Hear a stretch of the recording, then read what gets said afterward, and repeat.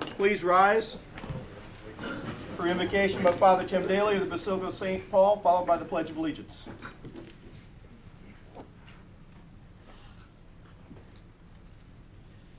Let us pray. We pray that God, who is love, will enkindle our hearts tonight with the fire of love to help us ardently care for others in our community. Blessed are you, Lord, God of mercy, for you give us a marvelous example of charity as we serve our neighbors tonight. We ask you to help us remember the great commandment of love for one another as we take care of the city of Port Orange. And we ask you to bless those, your servants, who serve so generously to give themselves to help others and help this community. We ask the Lord that we are all called upon in times of need. Let us faithfully serve you and our neighbor through Christ our Lord. Amen. Amen. I pledge allegiance to the flag of the United States of America and to the republic for which it stands, one nation, under God, indivisible, with liberty and justice for all.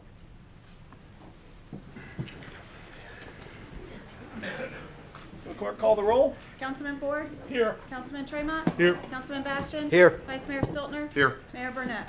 Here. Consent agenda. Robin, can you refresh us on the rules? Sure. To clarify the rules regarding the consent agenda, if a member of the public has any concerns or comments on any of the consent agenda items, now is your opportunity to speak as to all items listed under consent agenda. You'll have 3 minutes to address all items of concern. Upon completion of all public comments on the consent agenda items, council may move to pull those questioned items from the consent agenda for further council consideration by motion and vote. Thank you.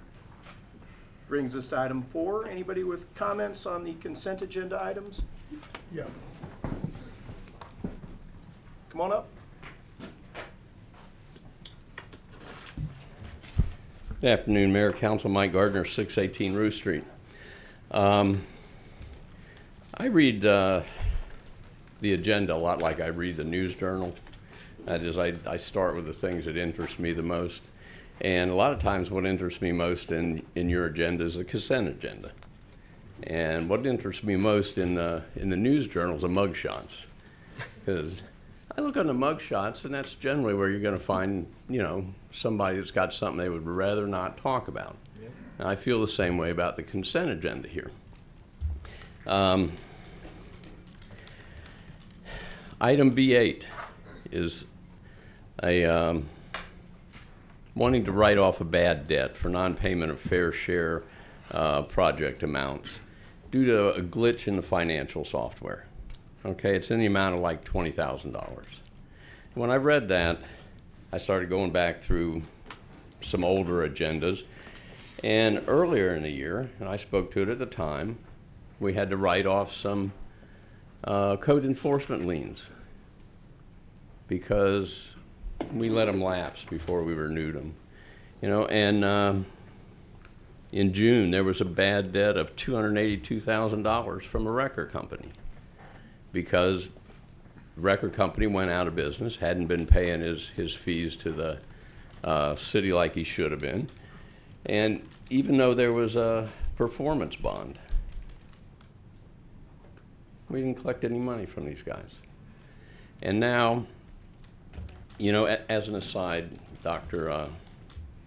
Councilman Ford, I'm not going to ask you to pull the agenda item because basically all we get to hear is you guys discuss it. You know, I don't get to say anything about it. So, what I wanted to talk about last consent agenda, where you did pull that item, was not the golf course write-off of $1.7 million. It seems to be a recurring theme in the consent agenda. We're writing off a lot of money that the city is owed.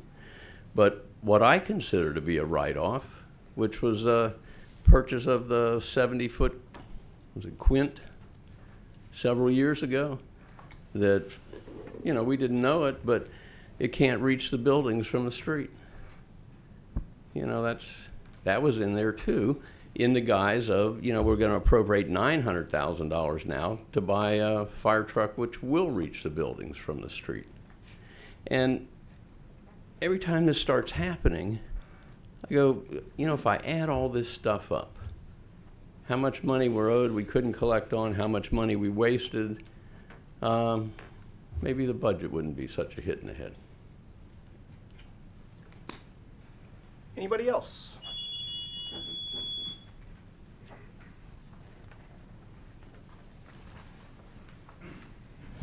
Ted Noftel, Chickadee Drive. And I will ask to have item 8 pulled for further debate. And I won't comment on it here now. Gardner did a great job in pointing out what's really going on here. But what I'll point out is the policy, the principle behind sunshine here in the state of Florida. It's pretty clear. Every time elected bodies take a vote on a matter, the public gets to speak to it. That's it, guys. It don't matter a hoot what your policy is. What matters is the law here in the state of Florida, commonly referred to as sunshine. People get the opportunity to speak before you vote on an issue. So if item 8 is pulled, if you don't pass it in consent, it's now just another agenda item. And the people are entitled to be heard on it, the same as they are on every other item on the agenda. So with that said, I would ask that item 8 be pulled and that the public be afforded the opportunity to be heard on it before you all take a vote. Thank you. Mayor, may I clarify for the record, this is your opportunity to speak to it before it's voted on the consent agenda if it is not pulled. Would anybody else like to speak to anything on the consent agenda? With that, agenda approval. I want to pull 8. Okay, is that a motion to pull 8? Motion to pull 8. Do I have a second? I'll give him a second. All in favor? Aye. Aye. None opposed? May I have a motion for the approval of the remainder? So moved. Second. We have a motion and a second. All in, no, we got to call the roll. Call the roll, please. Councilman Ford. Yes. Councilman Tremont. Yes. Councilman Bastian. Yes. Vice Mayor Stiltner. Yes. Mayor Burnett.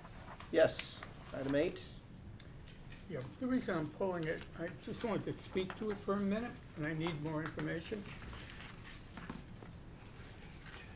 Government is a complex. Having worked here, it's a complex operation.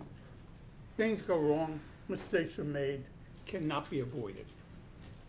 The one thing I've learned though with city government and all governments, when you make a mistake, you come up front and admit to it, okay? So, and that can be said it's being done here, except I don't know who made the mistake, and I'm not trying to punish anyone or give anyone a bad name. I'm trying to see if we have a problem area where they keep continuing. If this is a mistake by finance, then it goes in the finance hopper. And things occur there from time to time, and if they don't occur too frequently, that's okay, because people make mistakes.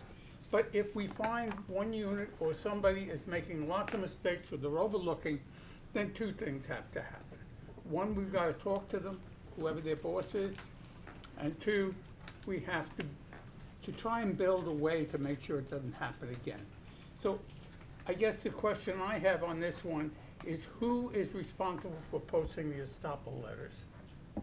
This is not an error of my office, sir. Okay, so it was a mistake in your office, okay. No, it is not not. Oh, an it's not. error in Who- my office. Okay, where was it a mistake from? The mistake came from the staff, my office, and Okay. I take full responsibility for it. We do, and you'll look in your commentary, that we have come up with a procedure in our current software to prevent that from happening again. And if I recall, our ERP solution will also provide us with more options for ensuring this doesn't happen again. In the process of not cleaning up finance, but doing audits here and there, doing deep dives in some of our programs, stuff like this comes up. And Councilman Ford, you're absolutely right. When we do find a problem, we make sure it's a valid issue and that we do a cast a wider net to make sure it's not existing elsewhere, and then we bring it to you. And this is one of those cases. If we have taken actions to stop this and we have built-in safeguards, then I'm satisfied. Very good. May I have a motion for approval? So moved. Second. Call the roll. Councilman Ford. Yes. Councilman Tremont. Yes. Councilman Bastian. Yes. Vice Mayor Stiltner. Yes. Mayor Burnett. Yes, 5-0. Citizen participation, not agendaed. Mike Gardner.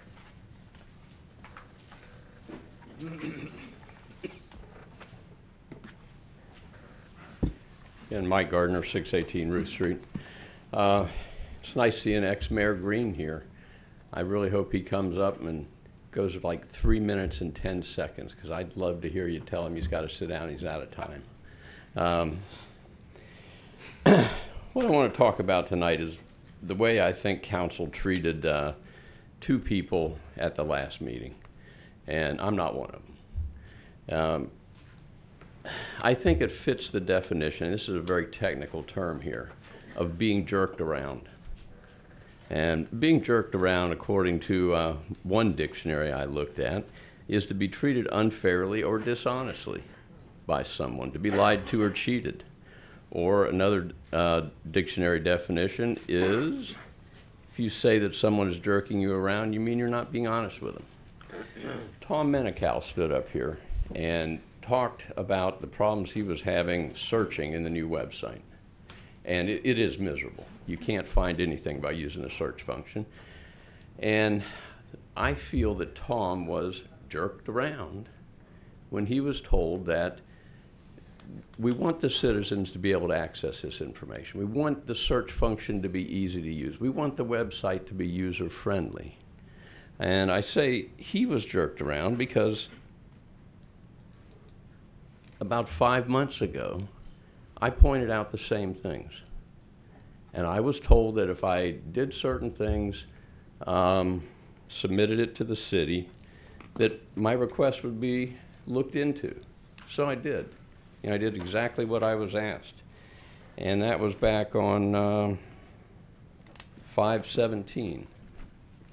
And so far to date, what I have gotten on that, 4 months, I'm sorry, it's not 5 months, is we're in receipt of your request and it'll be evaluated. Now, Tom's no doubt going to go through the same thing. If current actions are best judged by past actions, I don't think Tom's going to get any action. I really hope he does, but I have no reason to believe that. The second person I think was jerked around was Steve Miller. He was told he could hold his head high because of the service he had provided this city for 35 years. Steve didn't come here in a submissive manner, whatever. He came here with very serious concern, and it concerns the city manager. Now, I have no idea whether his concerns are valid or not. I haven't read what he's filed, but he's asking you guys to do something because he's exhausted things up to this point, and there's nowhere else for him to go.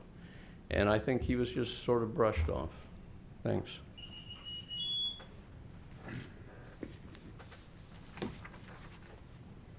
Mr. Alan Green. I've heard of this guy.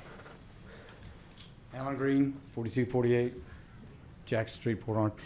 I want you, maybe I didn't emphasize the message about transport. I believe that the transport is a function of a bigger government. I went through this many years ago, and Bob will remember, Bob, where we didn't cover the area. If you put what we're doing, you're putting a Band-Aid on a major problem. I'm not saying it's not required, but I'm thinking it's not our responsibility. It is our responsibility to force the county to do what they're supposed to do. If y'all remember the dispatch, how do we get a dispatch? We had to do our own. We spent millions of dollars getting a dispatch. You were part of it. And the problem is, after a while, the certificate of need, they pull it on you. So I'm telling you, my taxpayers' dollars should be forcing the county to do what they get paid for. Now again, we got $1 million squint like that. If I was in that service provider with all that money, I think I would rank what's most important. Is it the squint that you spent a little over $1 million for? Is it the transport? You need to take a look at where your money's going. If they can give millions of dollars out of our thing to Brown & Brown and the Speedway, then I'm certainly saying they should transfer it. It is our responsibility to force our county representative to do what they're being paid to do. We do not have representation. We haven't had it in a long time. Thank you for your time. Thanks, Alan. Ted Noftel.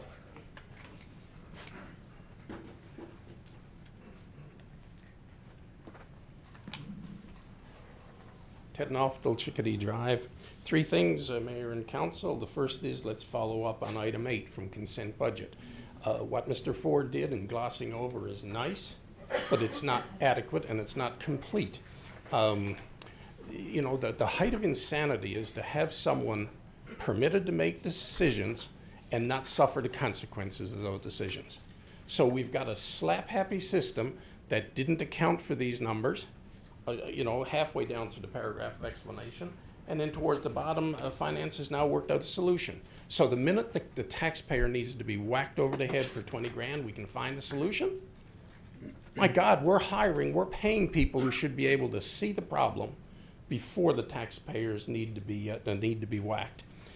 On the transport vehicle, that is the responsibility of another government, and guess what? We have a representative on that government council. Seat 3 represents the south half of the city, and Seat 2 the north half. Have we heard from those council people? Have you brought those council people, invited those council people in here, and gotten their opinions? So you're a step removed from this decision, and yet you know more than what the representative on county council, the government responsible. I see a nice smile. Maybe you'd add to the smile and tell the citizens of Port Orange how long, every week, every day, will that purchase of yours be here in Port Orange guaranteed? And if it's going to be here, where's it going to be parked? And the answer is you don't have a flippin' clue, because this is going to be dispatched by council. This is a purchase. This is a gift you're making to council. Number 3, I see this Friday night we're going back to another abuse of the Fourth Amendment here. You're going to have another DUI stop. And I guess in typical fashion, once again, you won't release the methodology. You won't release the rules that you're going to follow. You know, the hallmark of this council that was elected 2 years ago is hide. Hide it, hide it, hide it. First thing the manager did was took down the Reid file. And you all were happy enough to let that happen. And from then to now, we've got one instant after another of where the people of Port Orange are, you know, it's disingenuous how you deal with them, how you communicate with them, the information you give them, and it's shameful.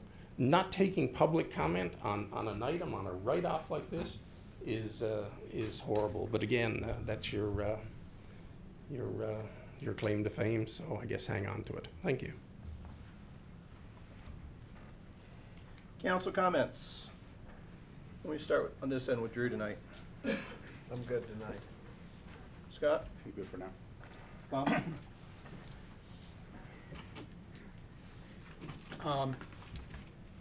My policy now is I report things through the standard reporting mechanism, and if they don't get addressed within a reasonable time period, I then make a public statement about it. There's a huge pothole behind on West Ridge Parkway, adjoining the Veterans building there, behind Howard's. It really is large. When it rains, it's more like a lake. I'm just concerned about it, and that is, as I understand it, and I could be wrong, one of our roads, one of our last dirt roads. I just urge the city to try to do something about it. That's all I have. What's the name of the street there, Councilman Ford? What's the name of the street? West Ridge. West Ridge, that's the one It's an exotic street. Yeah, I think we keep on dragging it. We'll look at it. It's good. This is gonna need more than, it's gonna need a lot of fill. It's gotten impressive. We'll take a look. I've been thinking of going fishing at it. Chase? Nothing tonight, Mayor. Thank you. Jake, the water main break, is there anything new since what we posted last? I'll give you a full update, sir. On Sunday night, I think at 11 o'clock, we had a section of a 12-inch water main break on Spruce Creek. Turned out to be we replaced a 24-foot section. It split laterally. That was a pipe that had been kind of bedded on coquina, and this is the second time in 2 or 3 years that it's split. So this time we obviously secured the water,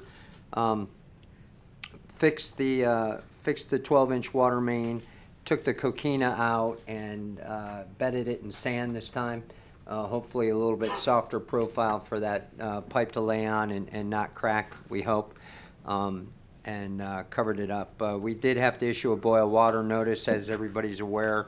I hope by now that we did it. That was affected by not by our standard way of doing it, because it was an emergency. We had to get some signboards out and let everybody know.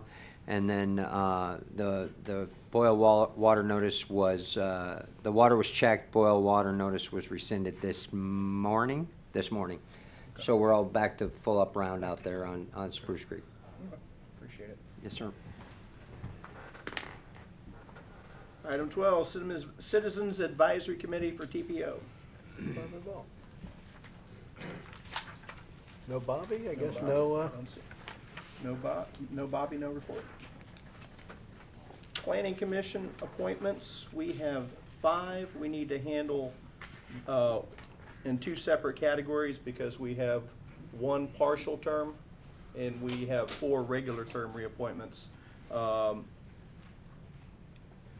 Maria Mills Banat was appointed to fill the remainder of a term. So what she actually has, we flowed over, and that term that's available, it runs for an additional year from now. I'm looking at Robin as she's nodding her head to make sure that I'm guided correctly. So I would accept a nomination for fulfillment of that remainder of term at this moment. Moved. Who is this? Who are you moving? Who are you nominating? Motion to have Maria Mills Banat continue for the remainder of that term. I'll for second that nomination. Are there any other nominations for that term? I need a clarification, if I may, when we say the remainder of the term. For an additional year? Per term? It's 1 more year, right? She So we can get her on fills rotation? She should have been reappointed last year. For and 2 was years. not. If I may just say, I'd like to just be sure, right, so whatever you do tonight, I may ask for clarification if I find any concern. I can't tell exactly based upon the information. So we're doing available. a 2-year? It's all in the agenda item. Yeah, or 1 year. They're 2-year terms. Her term was up last year. She was not reappointed due to an error in my office. Okay. Okay. And So it says 1 so more she year. has 1 year left on her term. Okay. So we are, We're cleaning that up. Terms To are not clear- counted by people, terms are counted by the office. The position has 1 year left on the term. to clarify, the motion is to nominate Maria Mills Banat to fill the remaining year of that term. Thank you.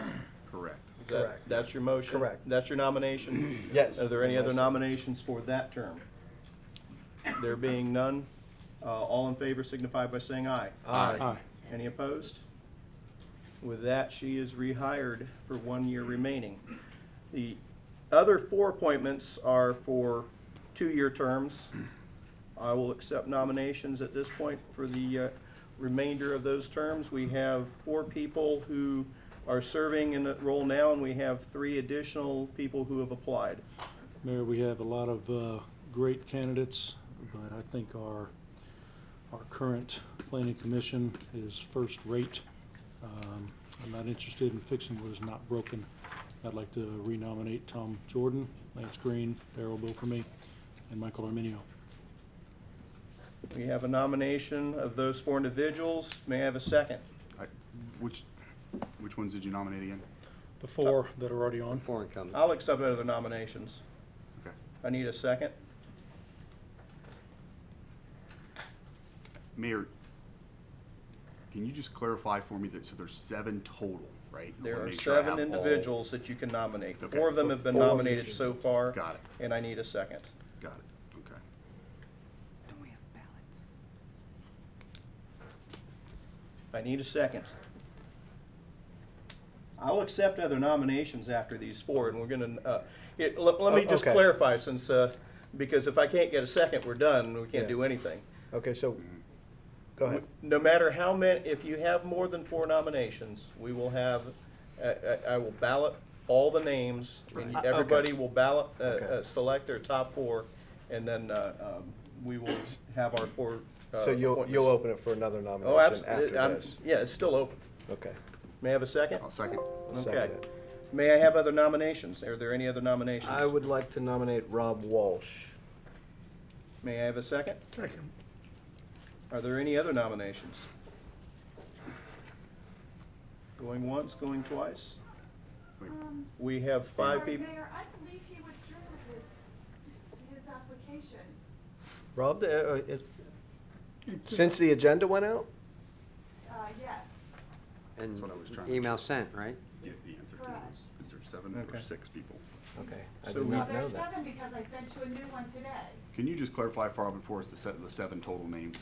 The- Make sure. Jordan, Lance Green, Oh, Bo Framey, Mhm. Michael Arminio, Mhm. Christina Berry, Joseph Fozzie, and Elliot Hagood. Hagood, okay. I'll withdraw my I did not know that Mr. Walsh had rescinded his. With that, I must have missed that I email. move for Joseph Fazzi. we I'll have, second. Second that. we have 5 names in nomination. Are there any other nominations? Thank you, Robin, for keeping us on track. I'm sorry, who seconded Joseph Fozzie? I did. Thank you. So the 5 names we have nominated: Thomas Jordan, Lance Green, Bo Bofamy, Michael Arminio, Joseph Fozzie. Correct. Are there any other nominations? Last chance. With that, I need ballots distributed. Here's what's going to happen. You're going to select 4 of those 5 Okay. names. At the end, the votes will be tallied, and the top 4 vote getters Well, okay, are your appointments. that's fine. While while ballots are being distributed, I would ask that anybody who is up, who has been nominated, any of those 5 individuals, if you'd like to tell us why you should be rehired or hired, please, now's your chance. You're gonna let your work speak for itself. Come on, Lance. See how you are. Tom?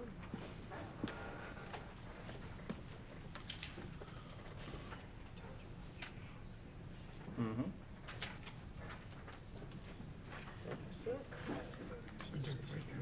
Do you want the 4 names written on the You nomination write all line? 4 names. You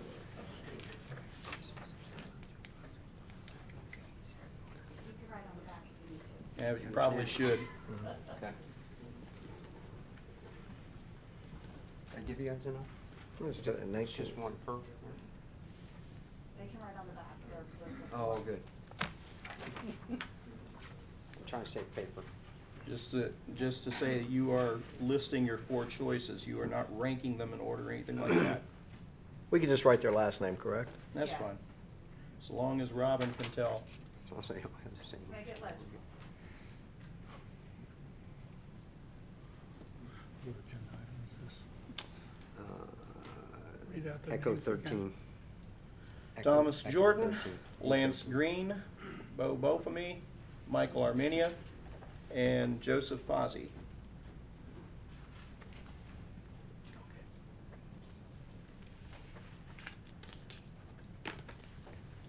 I would ask that Robin be the one to collect the ballots.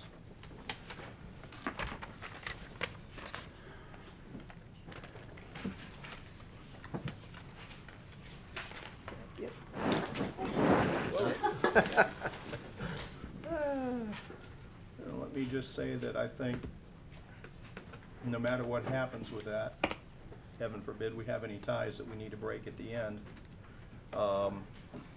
my personal opinion is that the Planning Commission right now appears to be functioning as good as it has. And we've always had a top-notch Planning Commission. Absolutely. I think this council is very reliant on their vetting the things they vet. From what I've seen and what I've heard, they do that with great alacrity and thoroughness. and I have stalled long enough. No, I have, really. So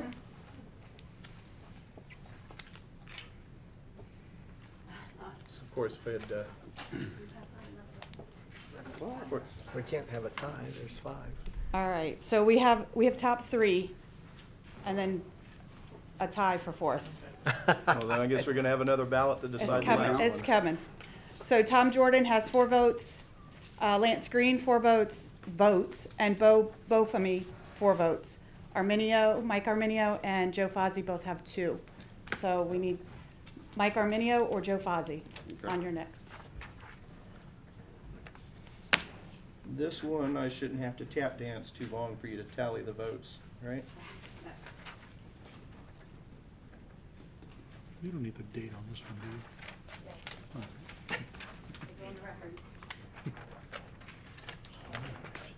Echo 13? Echo 13, so.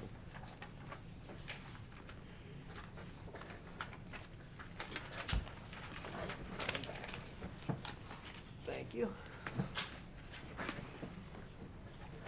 And part of the reason, just for people who are watching, that we're doing it this way is in the past, we've taken nomination. Oh, I'm back. Says Like a Planning doctor? Commission. Is that, The item, got it. when we do it individually, people who get nominated early have an advantage over those that get nominated late. So I want to take all the nominations and handle them equally. All right, so Mike Arminio 2 votes, Joe Fozzie 3. Okay. Okay. Well, then we have a new member of the Planning Commission. Hey, Mike. You've been on that commission a very, very long time, and it would be absolutely wrong of us to let you walk out of this room without saying how thankful we are and grateful for the many contributions you've made to that commission seat. And I know that's just one of many things that you do in this community. And we appreciate that. Thank you, Mike. I'm kind of surprised, but I'm at the same time I've known Mike a long time. He's a terrific guy, and he's somebody who's put the time in. We appreciate you. For sure.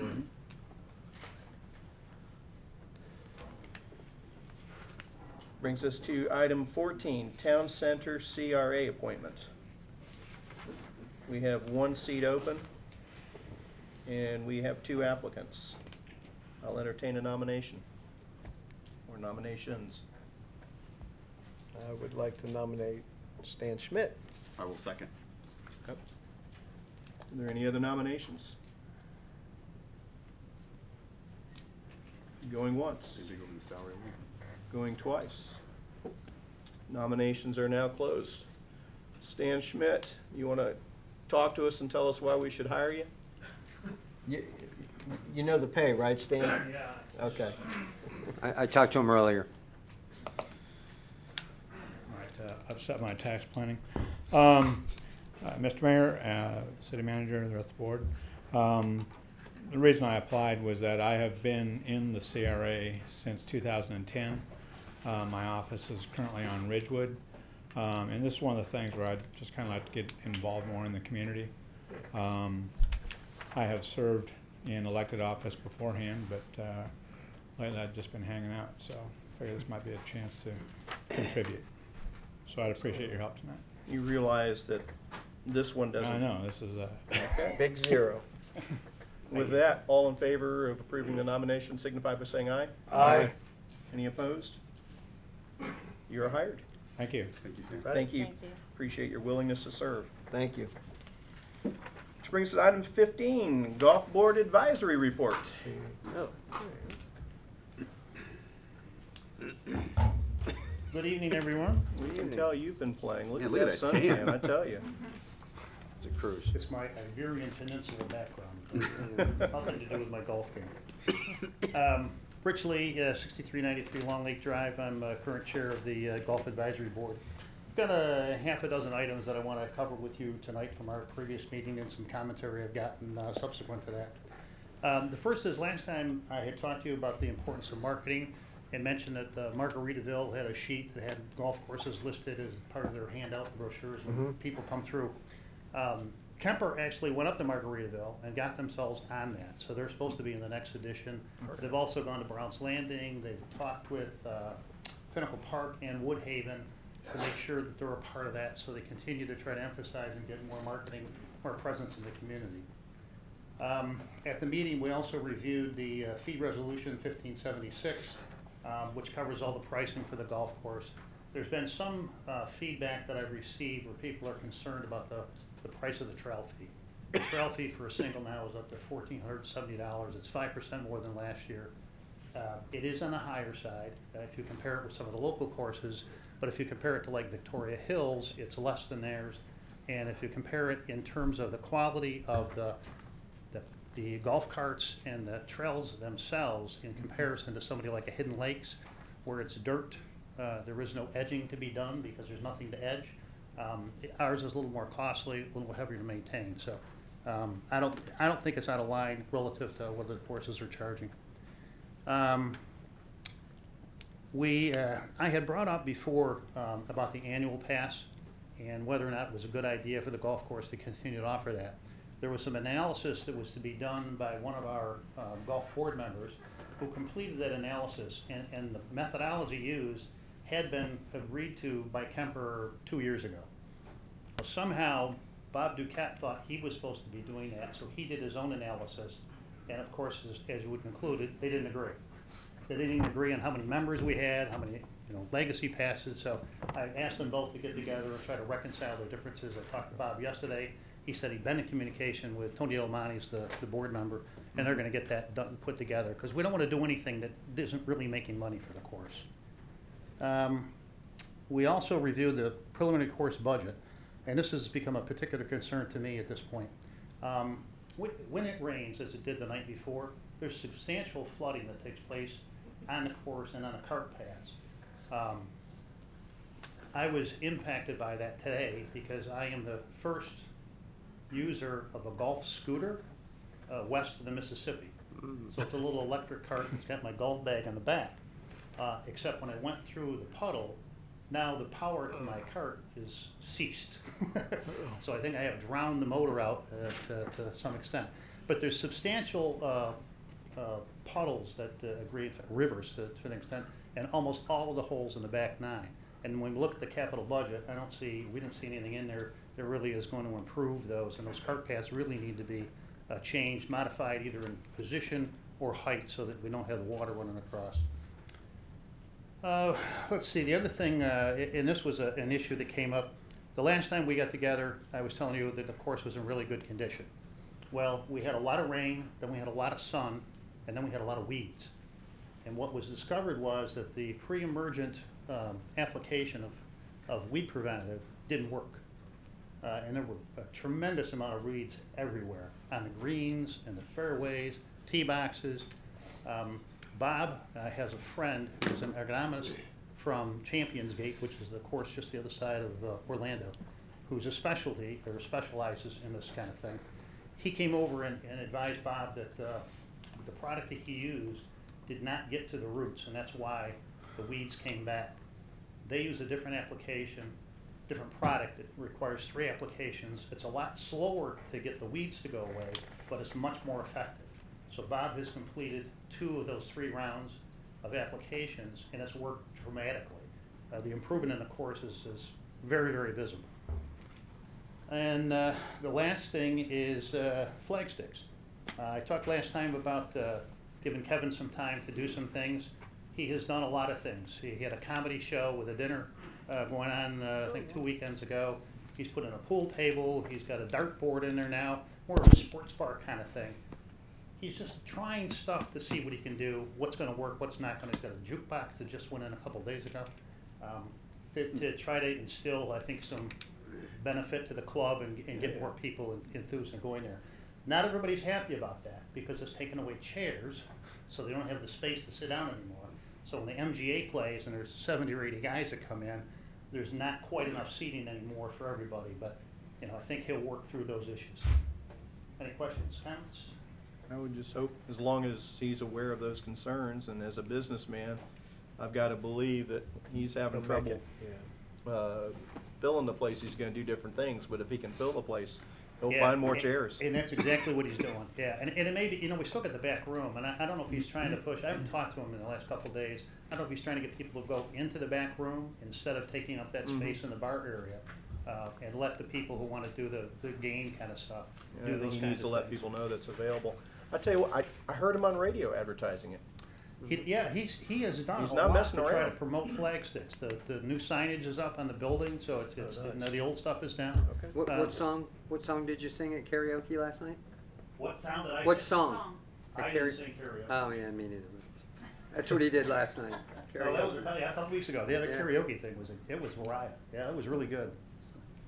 Any other comments, questions? Questions? No, I appreciate it. Good, okay. Comment. Thank you very much. Comment, I appreciate, particularly what Flagstaff's doing. I also appreciate them working on the weeds and the like. We have a continued decline in rounds being played. And what we need to do, and I appreciate if you guys would put your heads together, think of imaginative things we can do to address and see if we can get participation out there up again. Because there does appear to be a Yeah. slow but steady decline in the number of rounds. Yeah, and that's part of the encouragement we're giving to Kemper is to promote the marketing through some of these subdivision people that are doing, and maybe send us some flyers and things.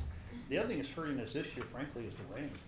We've actually had a tremendous amount of rain, and people just, you know, they don't come out when it rains, because even today, it was a dark path on the back and 90 degrees on the front. And, you know, there's people just, you call and say, you know, unless you're gonna give me a discounted rate, I'm not coming. So, and sometimes they do, sometimes he does do a reduced rate, but it's hard, yeah. But you're right, yeah, we're trying to do as many things as we can to try to get people to participate. Thanks. Appreciate you. Okay, thanks. Brings us to the public hearing portion of our meeting. Item 16, discussion on final budget and millage rates. The fiscal year 2019 budget commences on October 1st, 2018 and continues through September 30th, 2019. The public hearing is now convened to discuss the millage rate and budget. The first substantive issue to be discussed by City Council includes the percentage increase in millage over the rollback rate necessary to fund the budget and the specific purpose for which ad valorem taxes are being increased. The City Council will discuss the increase, the purpose of the final millage necessary to fund the fiscal year 2019 final budget for the City of Port Orange, the Community Redevelopment Agency of Port Orange Town Center, and the Community Redevelopment Agency of Eastport Business Center. The final millage rate to be levied is 4.6288 mils per $1,000 of valuation and is a 9.99% increase in ad valorem tax revenues above the rollback rate. The rollback rate is 4.2084 mils per $1,000 of valuation. Should have had a drink of water before saying that word. Jake, it says here I'm supposed to ask you to comment on the increase over millage of the rollback rate and specific purposes for the increase. Says in my book that I'm supposed to read that right now. Okay. Mayor, Vice Mayor, Council, Port Orange, tonight we present to you the budget for the FY19, including all funds. For the public record, I'd like to recap our work to date for those that may not have been tracking our progress throughout the year or by chance didn't listen to the first reading, and show everyone how we came to the final millage rate tonight. As agreed to back in May by Council, we presented a base budget in July that was built on the following assumptions. The base budget had a millage rate that was the same as last year at 4.4881. Fiscal year 19 estimating operating costs to include known consumer price index increases at the existing level of service to our citizens. A full year of accounting of last year's partial year budgeted items, mostly those personnel that we decided to budget at half a year and 3/4 of a year. The addition of one janitor that we delayed 1 year based on the Dorothy L. Hupel City Center Annex schedule. An addition of one police officer that was deferred from the requested number last year to this year. Personnel costs associated with the union collective bargaining agreements agreed to last year, as well as a civil service raise. With Council's concurrence, the base budget presented in July did not include any fund balance for CIP or general fund revenue augmentation in an effort to restore our fund balance in accordance with council fund balance guidelines. That budget, with the current millage rate of 4.4881, left approximately $250,000 in discretionary spending for what we called a la carte items. We continue to adjust revenue estimated throughout the summer and refine the budget during the entire planning process. In multiple workshops, we discussed a la carte items and presented the following going into first reading. ADA transition plan development. 2 police officers in January for a total of 3. 1 was in the base budget. An evidence technician, which was downgraded from the original evidence manager in the a la carte list. A crime analyst. 4 firefighters, 1 to be hired on October 1st and 3 in December. Overtime for the transport. Market compression, decreased from the original request to meet millage under 10% of rollback. A GIS technician, which actually the full cost of that decreased the general fund pressure. A part-time to full-time reclass of the custodian for Parks and Rec. Between the last workshop and the first reading, staff decreased the compression cost for the year, removed the ambulance cost with the understanding that we'll research innovative ways to use impact fees to pay for the transport. We decreased the overtime cost associated with transport based on updated estimates. We removed the special election budget from the clerk's line item for the half-cent sale tax special election if it happens. Made an above-average revenue estimate for the transport.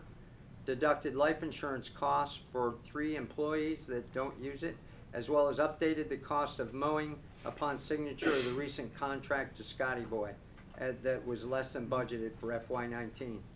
This base budget, plus the tentatively approved a la carte items, bring the total millage rate to 4.6288, which is 9.99% over the rollback rate of 4.2084 mil. Staff is recommending you adopt the budget as it was presented at first reading. This proposed budget is the result of a collaborative process between staff and council that we both think is in the best interest of the citizens and the business folks in our community. I've heard multiple comments that the cooperation and collaboration between staff, the citizens, and the council is appreciated. I would like to echo those comments from the staff. We do appreciate the work we've done this year. It's been a pleasure to work through this budget with council. That's all I have, sir. Knowing that budget is never easy to begin with, certainly the council, this is the point in time where we're supposed to have discussion, comments. Why don't we start with you, Chase?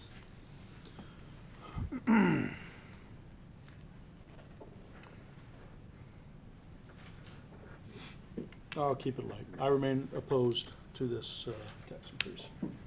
That's it. Bob? I'm not going to go through it all again. I've been through it for the last several months. What we are doing is compounding ourselves into a really rough situation. Businesses are particularly going to get hit hard because they have to pay the full impact of these fees. 10% is simply too high. Each year, I was willing to go to a reasonable amount, which was called the base budget, which Jake has mentioned. I'm not willing to enter into ambulance service until the county can resolve its own issues. At this point, we have a move-it target out there with a great deal of discussion going on at the county level about the ambulance. It is foolish for us to jump in to that expensive and difficult endeavor until we know what the ground rules are and what's going to happen. This is premature, it's expensive, and it throws our budget further into whack. I also feel that the revenue estimates for monies recovered by the ambulance service are with no experience and with some evidence that it doesn't work as well in some areas as others. I think we're being premature in estimating how much money we're going to make. Not only premature, but probably inaccurate. So I would urge council not to pass this budget. It's hurting our businesses. It's hurting people new to the area. It's going to hurt our real estate market. in the end, I've had several realtors call me. They're deeply concerned about housing prices because the higher the taxes go, the fewer people that can afford to live here. I am concerned particularly because I do live in a district that's known by low salaries, and this is going to be a challenge for people with limited income to deal with. I'll leave it at that. Drew? There are a lot of tough decisions that need to be made up here, and you hate having to pass on costs, but the bottom line, the cost of doing business is going up. We had to make tough decisions to do what we did and provide a service that isn't being provided adequately at a higher level. And I don't have any qualms about doing that, because it's about taking care of our people. And I would say to Bob Ford that coming as far as real estate and all that, I understand those concerns, but I'm still looking. We're going to be, when it's all said and done, 13th or 14th lowest in the county millage rate wise. That means there's a whole lot of cities that have a higher millage rate, and if you buy the same house, it's going to cost you more there than here. So I don't think we're going to experience a mass exodus of people leaving. I think we're building a whole lot of homes out west, and people desire to live here, and people are going to continue to move here, and businesses are going to continue to move here as well. Scott? Yeah, I'll keep my comments relatively brief. I appreciate the city managers and the staff's work for the entire budget, as well Absolutely. as my colleagues here on the dais. It's not an easy process. Been through it several times now, but there's a lot of good discussion. There's a lot of compromise that occurs. I feel very confident in saying that all 5 members of this council truly have a passion and love for this city, and feel that their decisions are clearly at heart and the right things to be made. No question.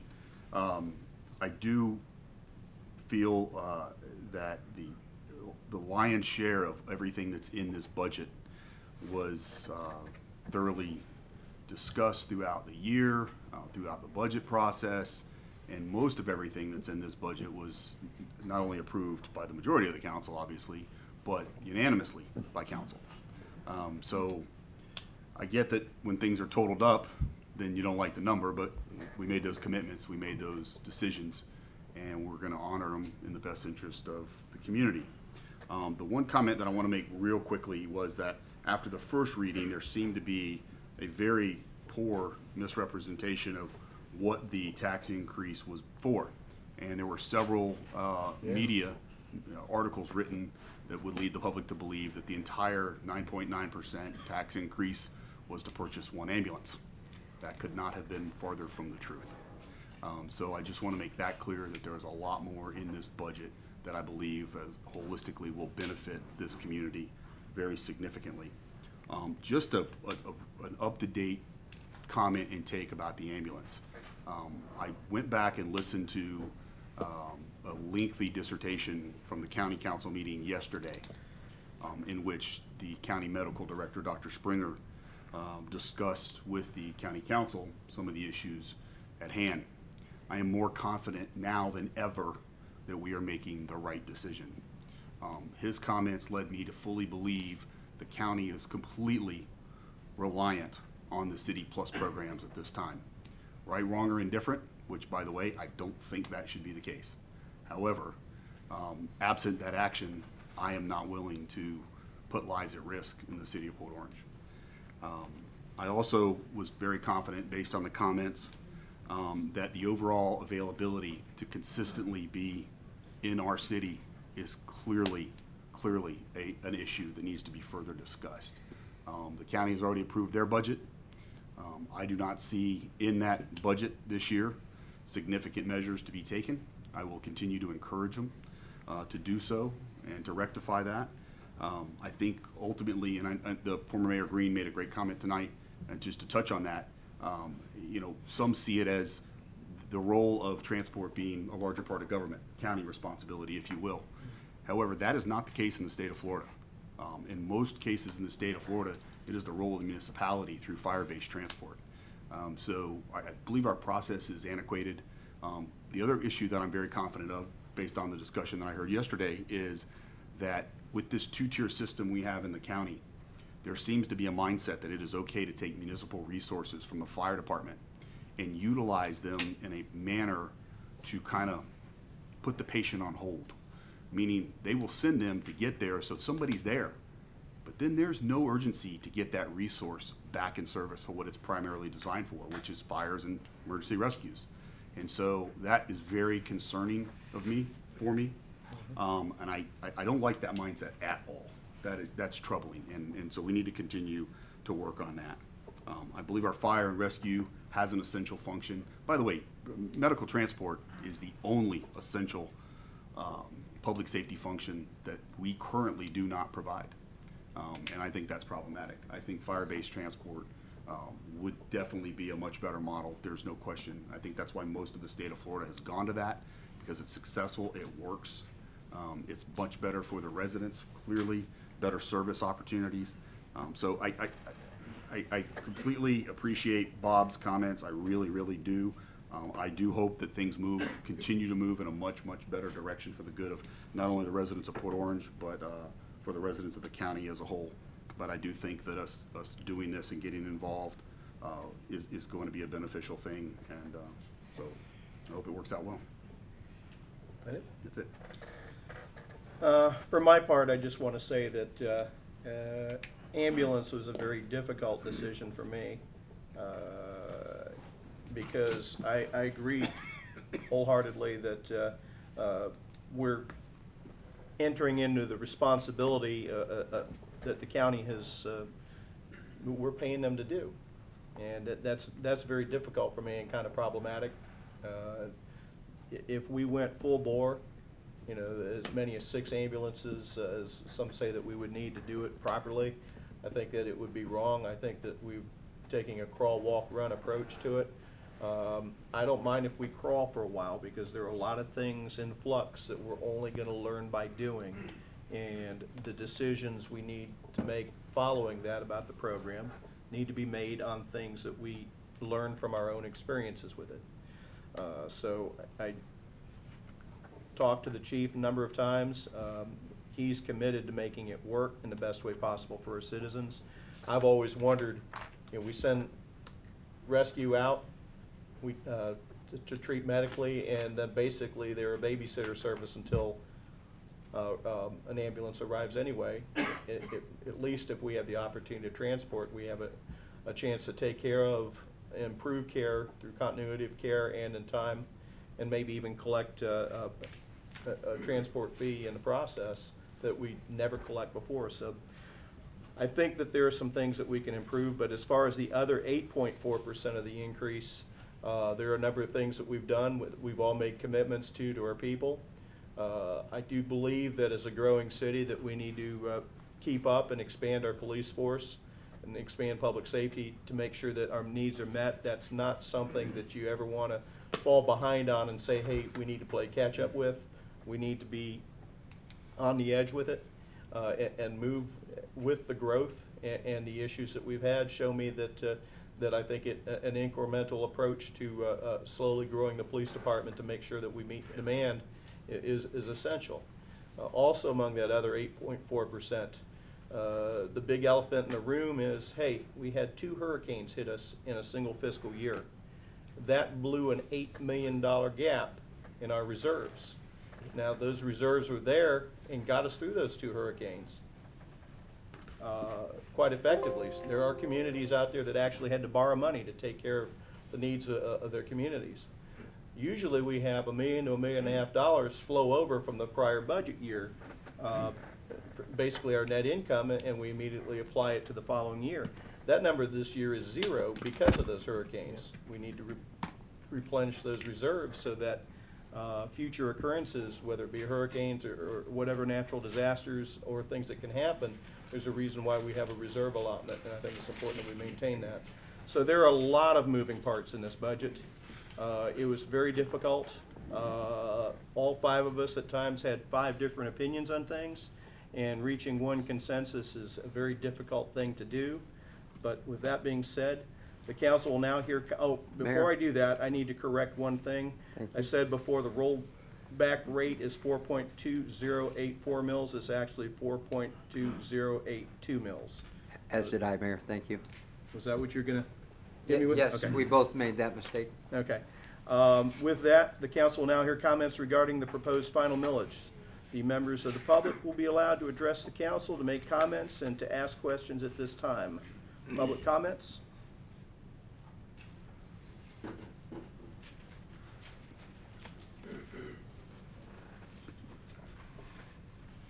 Ted Knopfel, Chickadee Drive. I think everybody understands that there can be a difference of opinion up on that dais, and that each person is going to pursue and present and argue for his opinion, his position. But by your vote here tonight, what you are telling the people is that you've done your due diligence. There's due diligence behind that opinion, that policy that you're advocating for. And I'm having difficulty seeing where that due diligence was met. You know, all I see is discussion on, focus on the eye candy, the additional items, the new baubles. Where was the fundamental understanding, examination of the budget itself? I sure can't see any evidence that you've looked at it. I also haven't seen or heard or been provided with any explanation as to why last year's $11 million surplus, why none of it can be applied to buy down this year's tax increase. No explanation. And the methodology that was used last year, that understated revenues and that overstated expenditures, is that methodology not being followed this year? Are we doing something better this year than we did last year? Because last year looked like we blew it wide open. In that regard, we're 12 days away from the end of this fiscal year, September 30th. I've yet to hear where we stand this year. Are we running a surplus, Mr. Mayor? Are we running a deficit, Mr. Mayor? Does anybody know? Does anybody in this room know how the September 30th financial statements, what they'll show? I would suggest no one in this room has that information. When I was here the first reading, I misspoke. I actually said the city was keeping 2 sets of books. They're not. They don't have the ability to keep the second set of books. It is kept, it is maintained, it is produced by our auditor. And then we pretend the auditor can audit his own record keeping. But the statements that we see in the annual financial report are not prepared in-house. They are prepared by the audit firm. And that likely explains the fear, the hesitancy for the manager and his staff to state right here tonight where we stand, 12 days away from year end, and he's silent as a mouse up there in terms of where we stand. We got another $11 million surplus going this year? Who knows? We won't know until the auditor creates that number 6 or 7 months from now, March, April of 2019. That's when we'll find out. And back to due diligence, I don't for the life of me understand how you can sit up there and say you've done your due diligence and a 9.9% increase is required here tonight. Thank you. Anyone else? No other comments? Any additional comments from council? None. Council will now review the final budget and review revisions. There being none, moving on to item 19. Is it item 19 No, or 17? 17. These are misnumbered on this sheet. They are misnumbered in the sheet. That would, well, then I need to scoot back to 17. There you don't go, I? Mayor. Oops. Evidently, things were renumbered. Here, they might have that. I've got this I one don't correct. think I have it correct either. I've got it renumbered. We're doing resolution number 1837. Resolution number 18-37 is a resolution of the City Council of the City of Port Orange, Volusia County, Florida, adopting the final property tax millage rates to be levied for fiscal year 2019, which is October 1st, 2018 to September 30th of 2019, and providing for an effective date. Move to approve resolution number 18-37. Second. We have a motion and a second to adopt the City of Port Orange fiscal year 2019 final operating budget. Public comments?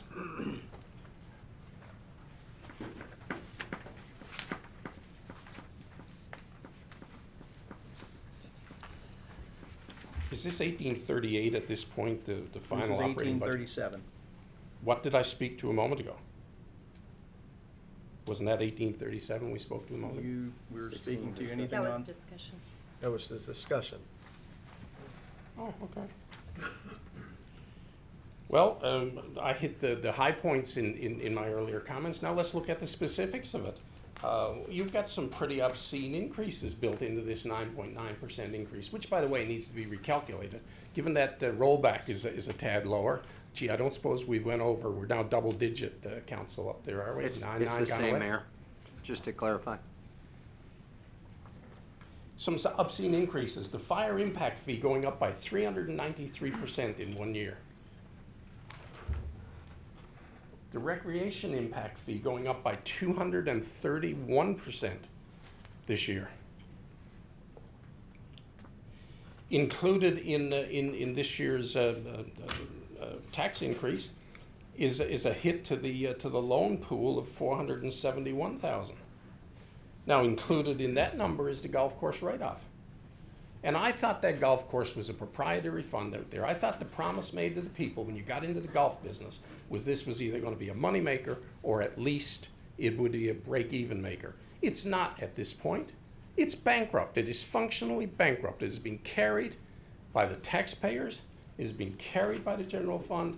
It is being carried by the millage increase that you're getting ready to foist on the people. So again, I come back to due diligence. Where were these items fleshed out? Where did you come to a consensus on a 393% increase to the fire impact fee? What was it to begin with, 1,000%, and you consensused it down to 393? This is a horrible budget procedure you guys are following. It has been likened from that dais up there to be a game. Well, there's a lot of people in this town that will be hurt by the game that apparently you're playing. Thank you. Any other public comments on that item? That's resolution number 18-37, Mayor, setting the Correct. millage. Final millage rate. Mhm. If there being none, council, call the roll. Councilman Ford. No. Councilman Tremont. No. Councilman Bastian. Yes. Vice Mayor Stiltner. Yes. Mayor Burnett. Yes, 3-2. Brings us to item 18, resolution number 18-38 for city operating.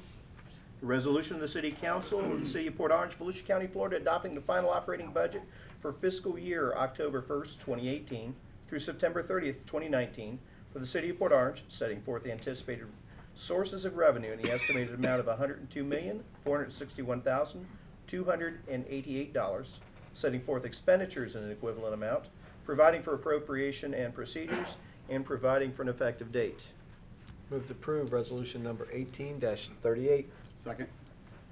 We have a motion to approve Resolution 1838, adopting the City of Port Orange fiscal year 2019 final operating budget. Public comments?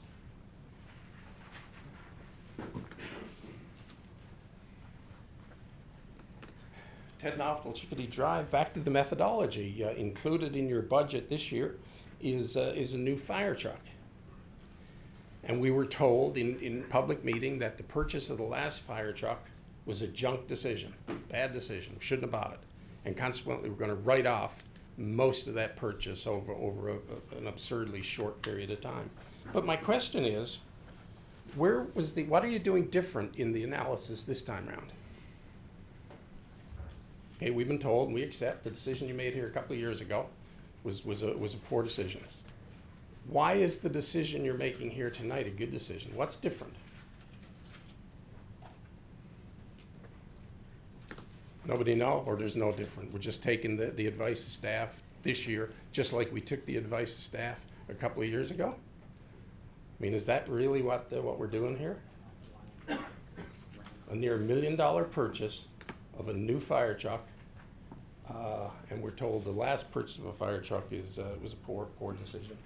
Same deal with the police fleet. Where's the analysis? We've got a police car for every single police officer we have in the city. Hire a policeman, buy a new car. Hire 2 policemen, buy 2 new cars. Where is the fleet analysis? Where is the police fleet analysis?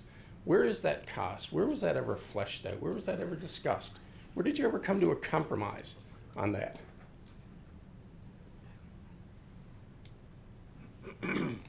Lincoln made great hay out of his spot resolutions. Show me the spot where Mexicans attacked Americans on U.S. soil. So you show me here tonight where it was you discussed these considerations. And I will maintain you did not. All you've ever discussed here is the eye candy. And that is the sad game that's played on the citizens of Port Orange. Any other public comments? There being none, call the roll. Councilman Ford. No. Councilman Tremont. No. Councilman Bastian. Yes. Vice Mayor Stiltner. Yes. Mayor Burnett. Yes, 3-2. Brings us to item 19, which is Resolution 18-39. A resolution of the City Council of the City of Port Orange, Volusia County, Florida, adopting the final capital budget for fiscal year October 1st, 2018 through September 30th, 2019 for the City of Port Orange, setting forth anticipated sources of revenues in amount of $9,818,722, setting forth expenditures in an equivalent amount, providing for an appropriation of expenditures and providing for an effective date. Move to approve resolution number 18-39. Second. We have a motion and a second to approve Resolution 18-39 adopting the City of Port Orange fiscal year 19 final capital budget. Public comments? There being none, call the roll. Councilman Ford. No. Councilman Tremont. No. Councilman Bastian. Yes. Vice Mayor Stiltner. Yes. Mayor Burnett. Yes. 3-2. Which brings us to item 20. Resolution number 18-40, which is the town center millage rate. A resolution of the City Council of the City of Port Orange, Volusia County, Florida, adopting the final property tax millage rate to be levied for the town center tax increment district for fiscal year 2019, which is October 1st, 2018 to September 30th of 2019, and providing for an effective date. Move to approve resolution number 18-40. Second. We have a motion and a second. Public comments? There being none, call the roll. Councilman Ford. No. Councilman Tremont. No. Councilman Bastian. Yes. Vice Mayor Stiltner. Yes. Mayor Burnett. Yes, 3-2. Which brings us to item 21, which is Resolution 1841 for the Town Center operating. Resolution, come on, click up there. Resolution number 18-41, there it is. Resolution of the City Council of the City of Port Orange, Volusia County, Florida, adopting the final Town Center Tax Increment District operating budget for fiscal year October 1st, 2018 through September 30th, 2019, setting forth anticipated sources of revenue in the estimated amount of $476,000 and $476,503, setting forth expenditures in an equivalent amount, providing for an appropriation and procedures, and providing an effective date. Move to approve resolution number 18-41. Second. We have a motion and a second to approve resolution number 18-41 adopting the Community Redevelopment Agency for Port Orange Town Center fiscal year 2019 final operating budget. Public comments? There being none, call the roll. Councilman Ford. No. Councilman Tremont. No. Councilman Bastian. Yes. Vice Mayor Stiltner. Yes. Mayor Burnett. Yes, 3-2.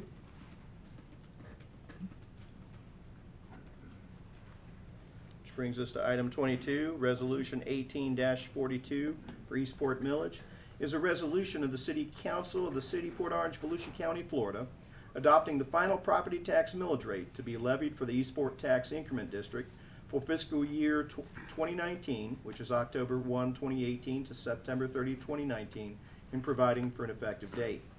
Move to approve resolution number 18-42. Second. We have a motion, we have a second. Public comments? Being none, call the roll. Councilman Ford. No. Councilman Tremont. No. Councilman Bastian. Yes. Vice Mayor Stiltner. Yes. Mayor Burnett. Yes, 3-2. Bringing us to item 23, which is Resolution 18-43 for Eastport operating. A resolution of the City Council of the City of Port Orange, Volusia County, Florida, adopting the final Eastport Tax Increment District operating budget for fiscal year October 1st, 2018 through September 30th, 2019, setting forth anticipated sources of revenue in the estimated amount of $207,733, setting forth expenditures in an equivalent amount, providing for appropriation and procedures, and providing for an effective date. Move to approve resolution number 18-43. Second. We have a motion and a second. Public comments. There being none, call the roll. Councilman Ford. No. Councilman Tremont. No. Councilman Bastian. Yes. Vice Mayor Stiltner. Yes. Mayor Burnett. Yes. 3-2. The adopted final millage rate of 4.6288 mils per $1,000 of valuation is a 9.99% increase in ad valorem tax revenues above the rollback rate. In addition to the foregoing general obligation budget millage levy, there is a voter-approved millage levy of 0.2923 mils to fund the debt service for the 2016 general obligation refunding bonds issued to public safety capital facilities.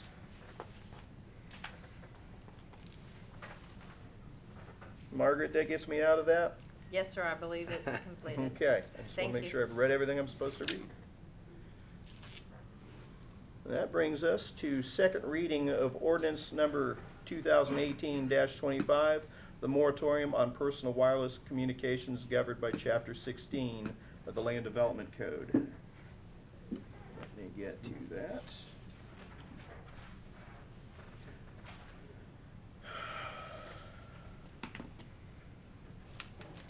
An ordinance of the City of Port Orange, Volusia County, Florida, establishing a moratorium, don't skip it, a moratorium on the submittal of applications for site plans, subdivisions, conditional uses, special exception uses, and change of use, and also the issuance of development orders, building permits, zoning verification letters, special exceptions, conditional use, and change of use zoning approvals for communication towers, alternative support structures, antennas, and other communications facilities and use and support thereof, governed by Chapter 16, Section 9 of the Land Development Code, providing for the duration of the moratorium, providing for interpretation, providing for definitions, providing for repeal of conflicting ordinances, providing for severability, providing for codification, and providing for an effective date. Motion to approve ordinance number 2018-25. Second. We have a motion, second reading of the ordinance. Comments, council? No, not Nobody? tonight. Anybody else here like to speak to this? Being none, call the roll. Councilman Ford. Yes. Councilman Tremont. Yes. Councilman Bastian. Yes. Vice Mayor Stiltner. Yes. Mayor Burnett. Yes, 5-0. Which brings us to second reading of ordinance number 2018-27 in regards to shopping carts. This ordinance number 2018-27 is an ordinance of the City of Port Orange, Volusia County, Florida, amending the Code of Ordinances, Chapter 18, to establish a new Article 14 adopting shopping cart regulations related to signage, on-site retention measures, and retrieval plans, providing procedures for shopping carts found on public property, providing for penalties, providing for repeal of conflicting ordinances, providing for codification, providing for severability, and providing for an effective date. Mayor? Robin wanted to provide you an announcement. This is the one that needs to be continued for further until October 16th. We haven't gotten a hold of all the cart owners. Well, you could have got me before I had the drink of water and... It's fine. So do we need a motion to continue to a date certain? October 16th, please. I'll entertain a motion to that effect. Motion. So moved. Second. Motion and a second. All in favor signify by saying aye. Aye. Any opposed? We are continued. Mayor, can you speak to that as well? The shopping cart ordinance, Continue. all the parties involved are not present. Correct. So- Is it okay to speak to that? No, it just got continued. Get some information across. Just got continued. We just voted to continue it. On the 16th. Yeah, you can come on the 16th. But I would encourage you to call us and email us in advance of that so that you have a lot more than 3 minutes to dialogue with us. Second reading of ordinance number 2018-28, which is the RV parking code amendment.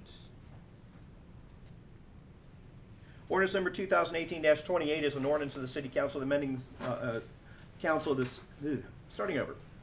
An ordinance 2018-28 is an ordinance of the City Council of the City of Port Orange, Volusia County, Florida, amending section 70-48 of the Code of Ordinances relating to parking of recreational vehicles and equipment in residential areas, providing for repeal of conflicting ordinances, providing for severability, providing for codification, and providing for an effective date. Move to approve ordinance number 2018-28. Second. We have a motion, a second, and a second reading. Jake, this is the one in regards to how we're measuring, correct? Right, Yep. the face of the building versus the eave. Okay. Any other council comments or questions? Second reading, any public comments or questions? There being none, call the roll. Councilman Ford. Yes. Councilman Tremont. Yes. Councilman Batson. Yes. Vice Mayor Stelter. Yes. Mayor Burnett. Yes, 5-0. Which brings us to item 27, which is first reading of ordinance number 2018-29, adoption of 18-3 comp plan amendments to Colony in the Wood. Ordinance number 2018-29 is an ordinance of the City of Port Orange, Volusia County, Florida, relating to comprehensive planning, amending the future land use map of the comprehensive plan, amending the future land use designation for plus or minus 24.7 acres from office residential transition to urban medium density residential 48 units per acre for property generally located in front portion of the Colony in the Wood Mobile Home Park at 4000 South Clyde Morris Boulevard, providing for conflicting ordinances, severability, and an effective date. Move to approve ordinance number 2018-29. Second. We have a motion, we have a second, the item is on the floor. Welcome, who are you? Penelope Cruz, planner. So the council voted in July to transmit this comp plan amendment to the state and regional review agencies. They have since completed their review. They have no comments. Nothing has changed in the amendment. So we are here now for the final adoption phase. It'll have 2 readings of the ordinance for adoption. It'll get sent back up to the state for final review and then become effective if it's approved. And Questions? just to show you again, it's just matching up with the rest of the property. Yep. Questions, council?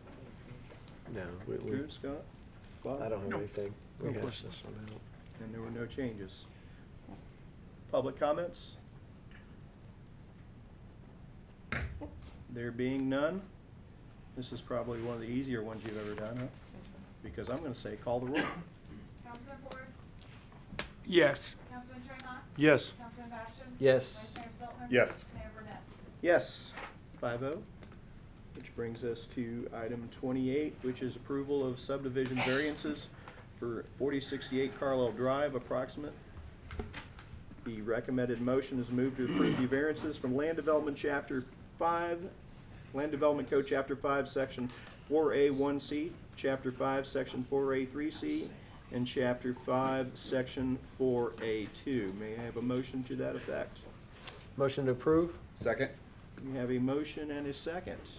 Good evening. You're back. I'm back. I didn't go anywhere. The subject property is a little over 18 acres. You can see on the slide in front of you the location. It actually received a development order in May of this year for a site plan to develop the Bella Oaks site plan, which consists of 138 townhome condominium units, and construction began this summer in July. After the site plan received its development order and construction began, the developer contacted staff with the idea of wanting to change the site plan from a condominium concept to fee simple ownership lots. The intent was to maintain the same layout of the subdivision, but just increase ownership. So the property owner would like to maintain that same layout, which includes amenities that may not normally be included with the subdivision, but was designed with the site plan, such as the walking trails around the stormwater pond, the 30-foot larger landscape perimeter buffer than what would normally be required with a subdivision or site plan, the common areas, visitor parking spaces, and aesthetic improvements that they are proposing to Carlisle Drive and Clyde Morris Boulevard. So they want to maintain that same layout, but increase ownership of the land. The applicant has stated that no visible difference will be in the project. The only difference would be the lots on paper, basically, the subdivision lot lines. However, because of the way the Land Development Code is written and the requirements for subdivisions versus site plans, there are specific requirements for subdivisions that do not apply to site plans. The site plan was approved and received a development order meeting all the requirements of the Land Development Code, but there are specific requirements for for subdivisions that do not apply, that would now apply to this being converted to a subdivision. One of those is to allow for only one point of access. The LDC allows for that one point of access for a site plan, but for a subdivision of 25 lots or more requires 2 points of access. As you can see here on the screen, although it is a single point of access, they have designed it with the two separate access points here with the median in between. That split entranceway each has a 24-foot wide travel lane that provides access if one of the lanes is incapacitated for some reason. There is that other option there. So although it's 1 point, it has the two access drives there. The next one is the reduction in the minimum right-of-way width from 50 feet to 28 feet. So the LDC requires that residential subdivisions be developed with 50-foot right-of-ways. That includes a 24-foot paved street, parkage, 4-foot sidewalk on both sides of the street, and the utilities in that area. The applicant is requesting, you can see right here, to create a 28-foot wide right-of-way. That would include 20 feet of pavement with the 2-foot curb on either side, which is the same width that's required in our standard detail for a 50-foot right-of-way. The only difference being that the typical parkage would not be there, and there would only be a sidewalk on one side of the street versus on both sides of the street. And that brings me to the third variance request, which is to only build a 4-foot sidewalk on one side of the street versus two. They have designed the site to have interconnected sidewalks, so there will be interconnectivity, but it would not technically meet the requirement of having a 4-foot sidewalk on both sides of the street. But they have laid the site out with 4-foot sidewalk that connects to the sidewalks that are proposed to be added to Carlisle Drive and connects to the Clyde Morris sidewalk as well. So with that, the applicant is here if you'd like to ask them any questions. Well, I think we want to grill you first. That's fine too. Certainly, I know that, Bob, you've mentioned before where single point access provides for greater security. Yeah. So there is that advantage. I know that. I can also speak from my experience on my day job as a lender that it is certainly easier for individuals to finance a townhome purchase than it is a condo purchase. Significantly easier. So as far as that's concerned, it has nothing to do with market value. It's just procedurally speaking, I like that aspect of it myself. But, before I get off spinning too far, council, any questions of Ms. Cruz? Yeah. Basically, we're going from the condominium type concept to the townhome and the ownership concept, and so there won't be any common property. But really, the right-of-way, the road is going to be the same width as any normal road. You're just losing the parkage. Am I understanding that right? Yes. Okay. So the site plan was developed where they would just own just their unit. Mm-hmm. What is being proposed is that they own a front and backyard as well, Yeah. the lot. They're still keeping common areas. Mm-hmm. So they are still maintaining on their proposed subdivision common Okay. areas that were originally designed with the site plan. Yes, from It's just less from common what you area see, now. the paved area would look exactly like a regular 50-foot wide right-of-way would look. It's just that it wouldn't have the typical parkage area and then the other one. sidewalk. Mhm. Okay. Okay. But if you look at the two plans side by side, the only difference you would see from what was approved as a site plan are just the lot lines on the paper. That's Okay. the only difference. Okay. And prettier flowers? I've been told. And this is, all the streets are going to be private? Yes. They'll be private streets? They'll be private. Yes. Which we Parking. don't have to maintain them. Without parkage, where are the cars gonna park? They are meeting the required parking. They have a They have parking on their driveway as well as the garage, and they also have visitor parking spaces. No one parks in their garage. I park 2 I cars do. in my garage. Two in mine and a motorcycle. I don't know. I'm just concerned about the parking. But they meet the requirements. 2003, I think, was the last time I parked a car in my garage. Well, that was kind of my question is, if the streets are private and they know they're getting into a private gated Yeah, we don't community, have to get a they're call good. from the PD. That's right. That was gonna be my question, was the parking, because that's it's becoming the most common complaint I get with neighborhoods, particularly in my area, about it being so difficult to drive through there, but you answered my question. And the applicant's here if you would like to. And Bring him on. While Glenn's walking up, I'd like to point out that Penny is not a planner. She's the planning manager now. She took Tim's spot, so. Hey! Should we make her talk longer? Yeah, that means she has to talk She more. you know, that means the public record is wrong since she introduced herself improperly. She's Congratulations. Penny, how do I show this? If I wanted to show something. However, you're the IT Oh, director come on, right now. come on, Glenn, figure it I'm out. not gonna do the whole thing, trust me. Don't touch the computer. But I do want to show. There we go. Oh, we're gonna do, okay. If I do this for me. Jim, did you print this big so we wouldn't miss anything? Because like we're older, our eyes are going bad, so you want it to be nice and big. Make sure the clerk gets one. Make sure the clerk gets So one. can I keep this? My kid likes to Yes. draw. Your kid likes to draw. Mine's bigger and bigger. But there's a couple pages in there I want you to look at. Oh, yeah. No, I'm not talking about the problem. Okay. I'm talking about So- Hey, Jim, I'm good. There we go. For the record.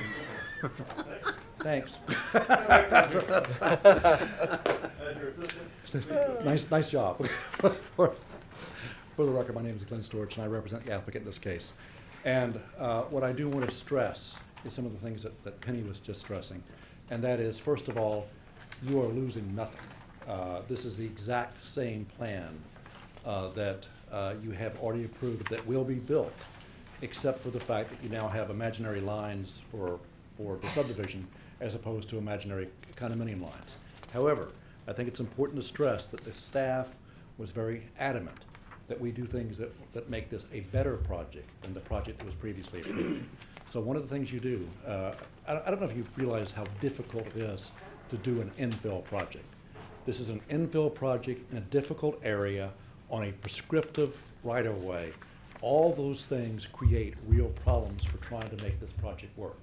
We've been able to do that. We've been able to, I believe we'll be able to get the county's prescriptive right-of-way transferred to the city.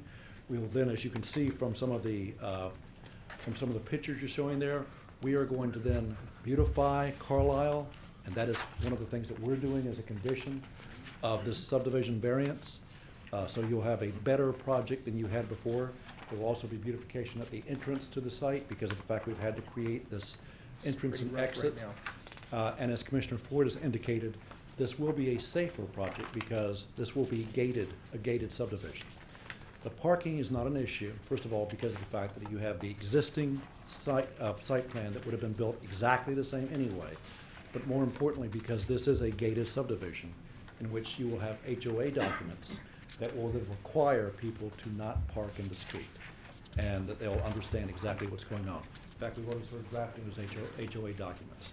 So we knew exactly what we're doing here as far as trying to solve problems that exist in other subdivisions, and we're working on that. And you can see this is something we can all be proud of. The area that this is in has a diverse use pattern, and so it is again not the easiest one to do, but by doing this, by creating this entrance feature at Carlisle, by working with the city to put all the landscaping along Carlisle, we're going to create something I think that will increase values. And one of the things I should stress, although the mayor does not believe that there's any difference in value between a subdivided lot and a condominium lot, I believe there is. I believe that when you have an ownership of a piece of land that people take care of it, and they don't rely upon other people to just simply take care of it. So that's one of the reasons why we're doing this. It is easier, I will tell you this, it is easier to get financing for a subdivided lot as opposed to a condominium lot because of the Great Recession, because of the surplus in condominiums. It creates some scare, it scared some folks off. So this is better for this. If you think about it, it will also be better for the city because of the fact that by doing this in this manner, it will sell faster, the construction will be done faster, and the any problems for the neighbors during that construction will also be over much faster. So I think we've done our job here. You also, I should point out, the planning board has recommended approval of these 3 variances. There were other variances that were planning board variances they've already granted that were part of this package. So hopefully we've done a good job in this case, and I know that the landowners in this case have bent over backwards to do everything possible to make this something we can all be proud of. Is there any questions at all? Do me a favor, identify the developer. Yes. For the record, please. Jim Paytas, in case you have to go back to see him again. So he has been identified for the record. With that, are there any questions of council for Mr. Storch and Mr. Paytas? And by the way, you know the record that Jim has in the city as far as quality development. Yep. So I think we should all be proud of that. No questions. I was going to speak to that. Anything that he's done has been first class. So I'm excited, and this will be over in my area as well. So it's good stuff. Well, it's all right with my colleague. It's clearly going to be all right with me. Is that how it works? Drew? No, I mean, what you're putting in front of us looks great. I'm wondering, like, you got an idea on price points yet? Pricing? Just ballpark. 200, 210. Okay. We're wanting to start around there, hoping to. Mostly what, 2? The two and 3 bedroom. Oh, 2 and 3 yeah, bedroom. 2 and 3 bedrooms. Everything's Cool. upstairs. Very reasonable. Nice. Yeah, we're expecting a pretty good project. Looks good. Appreciate the words about us, by the way. I am in partnerships with my other partners out here on Jabalia. So this is Bella. It's under Gatlin 2 LLC. It's not necessarily being marketing under Paytas Homes, but Paytas Homes is. But we know who you are. You know, we I'm know the where builder you are. under this operation. So. Yeah, no, this looks good. Scott? Very well done. Trust me, he's going to want to take all the credit. It's okay. Yeah. I let him. No, I would echo the comments that I think there's a huge and long history of Paytas-built properties and developments in not only Port Orange, but Southeast Volusia County for sure, and so it's always a great product. I just hope you've got foremen and supervisors in the field that can really make it look that pretty. Oh, I'm saving this. Right? I'm saving that. That's pretty, I mean, Yeah. pretty impressive. But no, it makes sense to me. I can understand it. You do, obviously I'm not in the real estate industry, but I do see that the condo thing seems to be a lot more difficult nowadays than maybe it used to be years ago, and so it just does make a little bit more Again, sense. it's the exact same project, it's just an Right. ownership issue, it's paper. Yep. And Jim, that's what we want it to look like, because that's like I'm Disney. working right That's towards like Disney stuff right there, and it's Yeah. got to look that good. Looking right towards that. Jim, I do have to comment that it was, you had a lot of foresight to take a chance on an inexperienced attorney who's never done this before, but to speak. He has a lot bigger presentation, I can promise you that. That's Well, what we we're just- afraid of. We just saved you some money then. But you Don't gotta egg 'em understand, on. my associate is the one that did the one before the planning board, and that was a big PowerPoint, and we appreciate the planning board listening to that. Why, now you've just said why we so heavily rely on our planning commission. Any other comments or questions for them before we open up to the public? There being none, public comments. There being none, back to us. Any other final? My 2-year-old loves to draw, so thanks. It's going to be great. You need some crayons? I've got plenty. Got plenty. Robin, call the roll. Councilman Ford. Yes. Councilman Tremont. Yes. Councilman Bastian. Yes. Vice Mayor Stelter. Yes. Mayor Burnett. Yes, 5-0. All right, he's off the clock, Jimmy. Make sure he doesn't run your bill up. He's off the clock now. Item 29 is approval of development order modification for the final plat and plans for Westport Reserve Subdivision Phase 4.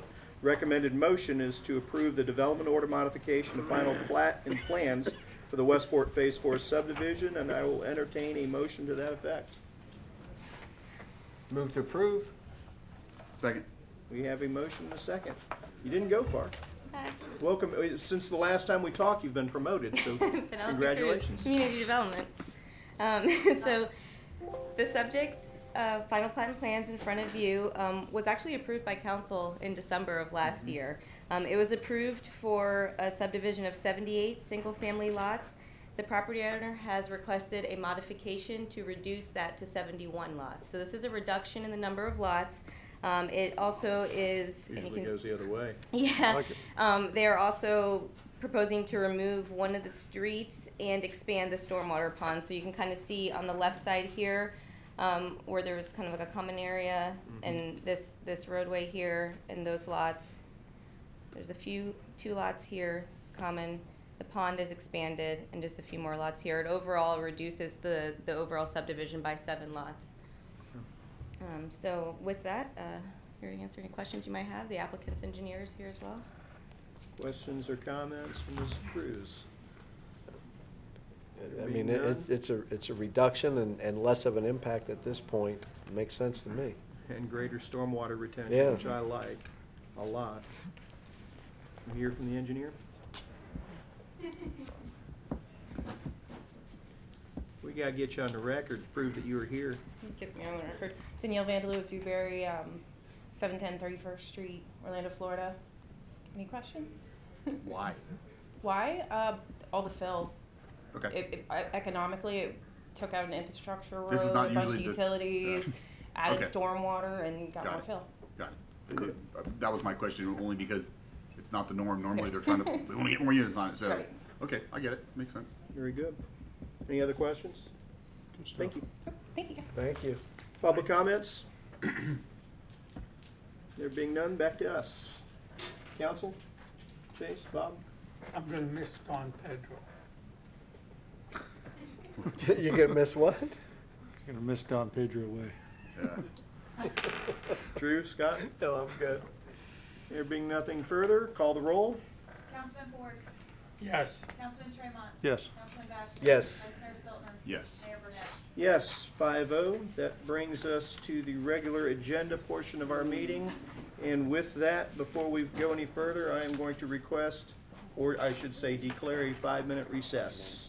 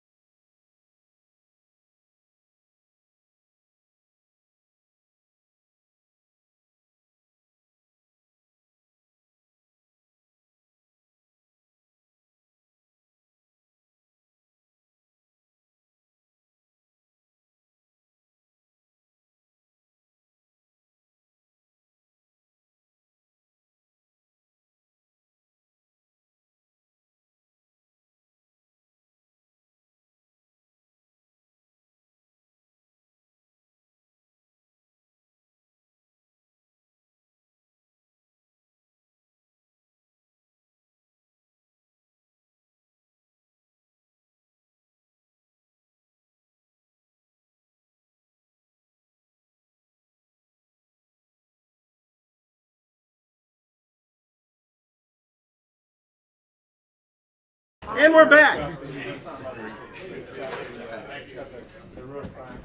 Oh, okay. Thank you. Which brings us to item 30, which is resolution number 18-23, expressing a city's support and intention to create a PACE program. This was continued from August 7th. Resolution of the City of Port Orange, Volusia County, Florida, establishing a property assessed clean energy program with the acronym PACE within the corporate limits of the City of Port Orange.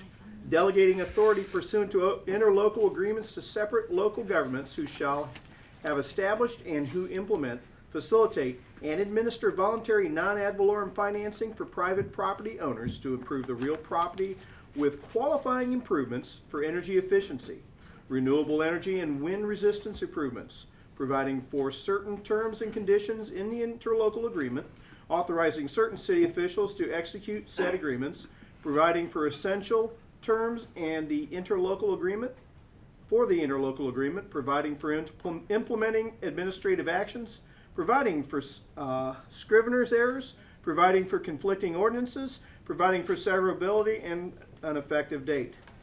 Move to approve resolution number 18-23. Second. I haven't had to read scrivener's errors in a long time, so. We have a motion and a second on the floor. Who's presenting? Mayor, Natalie's going to present for you tonight to Welcome pretty back. much talk through the program. And you all have heard from at least one of the representatives individually, each of you. And I'd like you to keep in mind, and Natalie's going to give a great presentation, that this is just another tool in the toolbox for our citizens to take advantage of if they need to. So Natalie, thank you very much for coming, and your team. Go ahead. Thank you very much. And for the record, Natalie Schneider. I live at 8112A Northborough Court in Lake Clark Shores, Florida. I'm here representing Renew Financial, and I'm also here with 3 of my other colleagues representing the other 3 PACE providers. They're here to make sure that I give a good presentation, or they won't let me do this anymore. Can you ask them to stand so Please they can be stand. recognized? So we have Devesh, and he's representing Y Green. CJ DeSantis is representing Florida PACE Funding Agency. Counterpoint Alliance Energy are their third-party administrators. And Mike Antiles with Renovate America, and he is representing his local government, which is the Florida Resiliency and Energy District. Yes. So noticed. Thank you. Carry on. All right. I'm trying to put this into a present. Might be there. I'm sorry, how am I supposed to get the, View to full change? screen. Or roll it.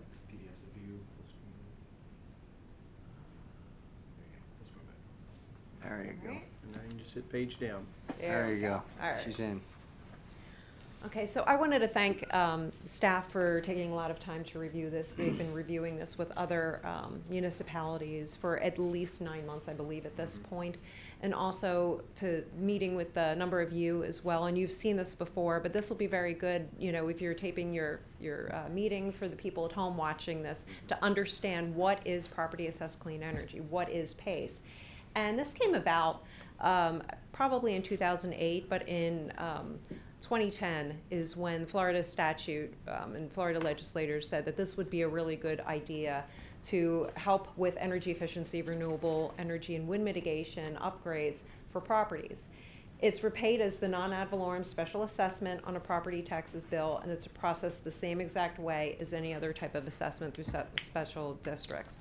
So what is interesting to understand here, this is a way for people to be able to have one more tool in the toolbox to be able to finance these, and very specifically these types of improvements, and I'll get into that in a second, to help save them money, to help lower greenhouse gas emissions, and to become more resilient to extreme weather events.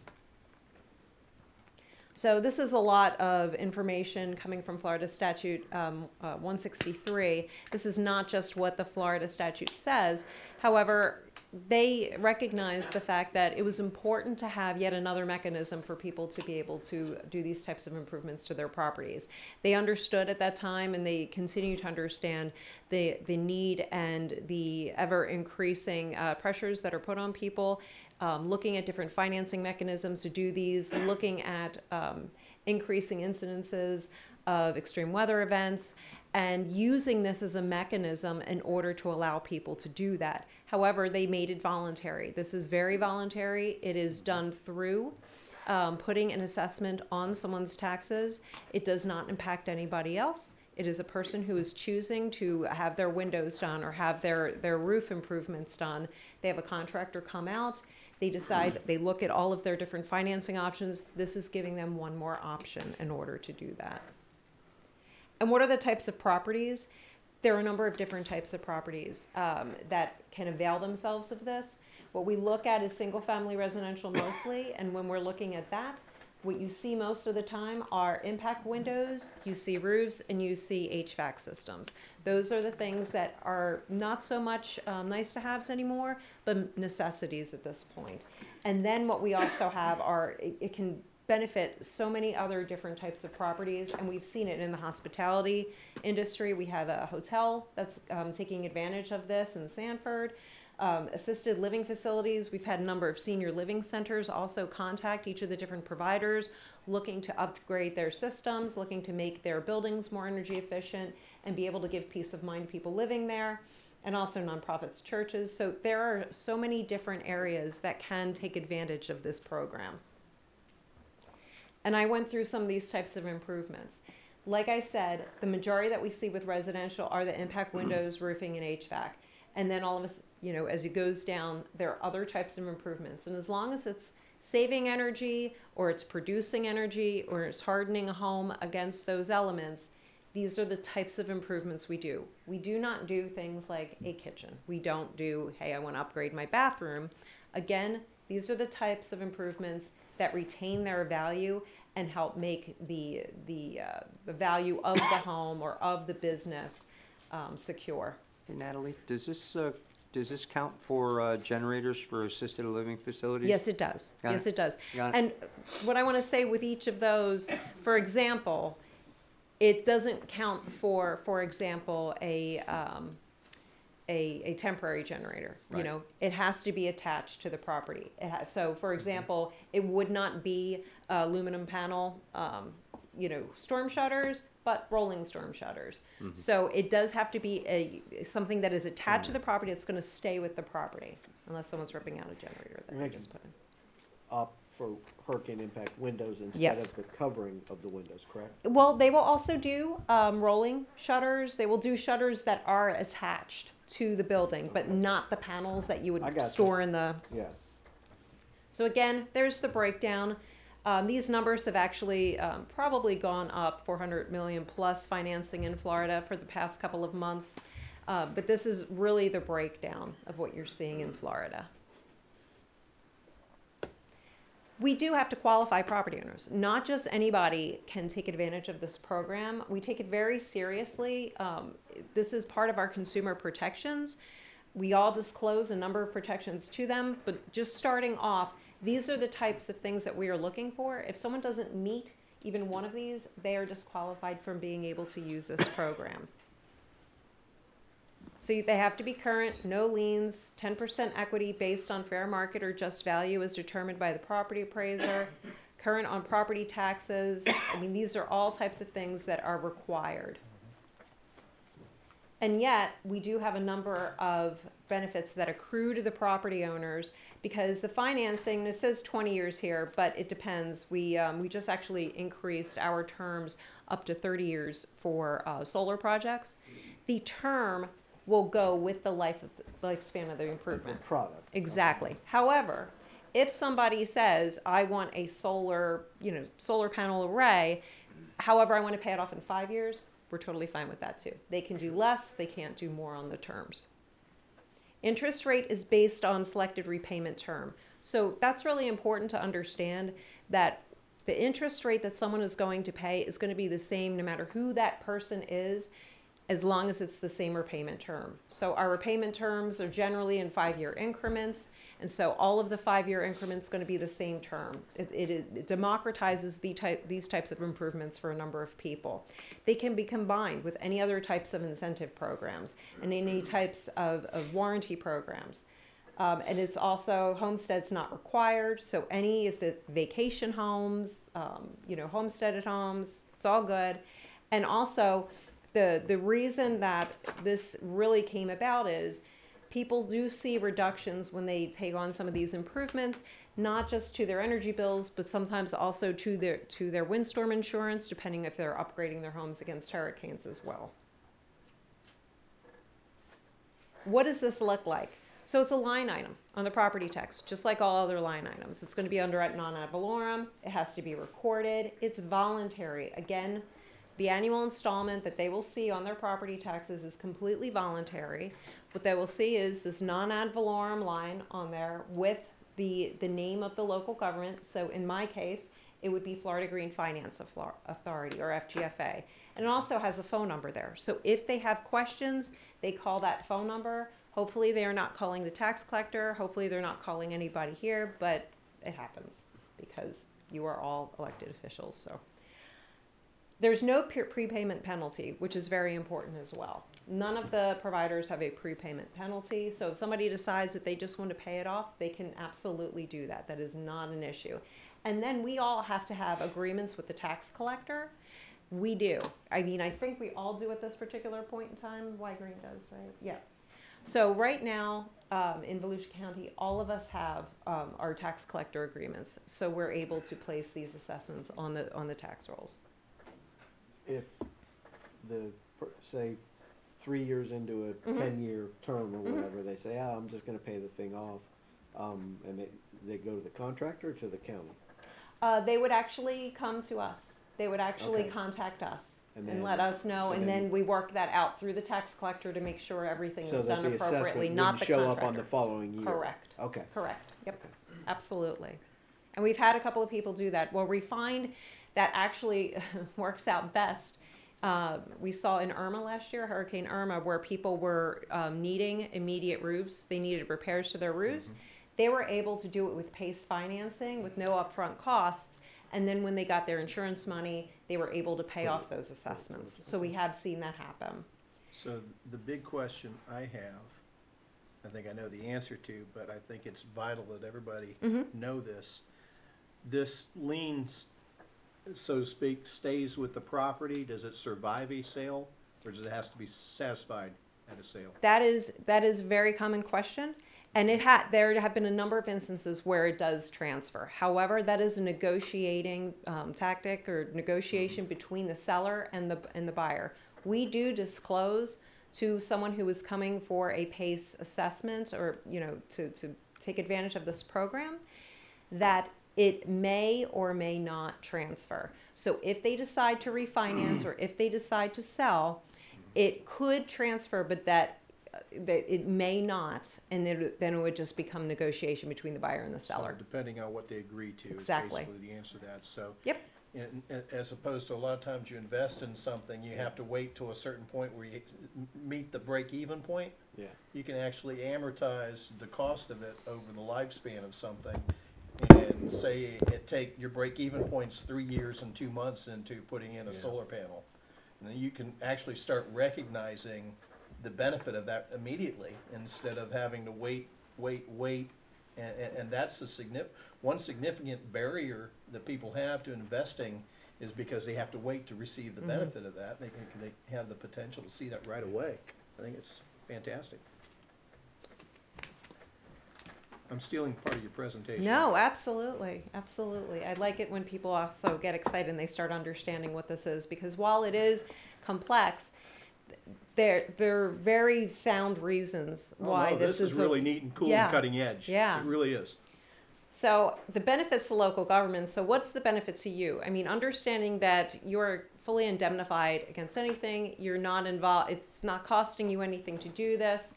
So why? Why would you want to do this? Well, it helps once again to give another tool to your property owners. I mean, this is something that's innovative. It's 10 years old now, but we all know that that's nothing in the grand scheme of things. But it is an innovative way to help meet your environmental benefits, the local government's achieving their sustainability goals. I can't tell you, at least once a month I get a local municipality contacting me saying, hey, you know, you're not doing as many projects as we would like for you to do within our municipality. And I have to explain to people that doesn't mean that these projects aren't getting done. It just means they're not taking advantage of this type of financing for them. They don't have to. We're not forcing anybody. We just want to give people another option to be able to do these types of things. Another thing has to do with the structural hardening of properties. People who are able to become more resilient and be able to take care of themselves, that becomes one less home that you are having to worry about in the aftermath of a storm. And that becomes really important when it comes to, hey, you know, when does the all clear is given? You know, are these people going to be able to get their insurance to be able to pick up some of these costs? If they are being able to be proactive and harden their homes, this is less of a headache for local governments to worry about. And improves the building stock and creates local jobs. We look for local contractors to take advantage of this. We don't have our own contractors. We want the local contractors within the communities to offer this as one of the other types of financing. And I know that Alan Rosen, who's unfortunately not here tonight, he was telling a story about he was going with a contractor who didn't offer any type of financing. This becomes an option for them to offer something. And if somebody has a contractor, actually, that they absolutely adore as a local contractor who doesn't offer this, we can certify them. It takes a little bit, but we can certify them, and then we will have them on the rolls, and we are able to have oversight of the contractors as well. And again, no cost or liability. Question. Yes.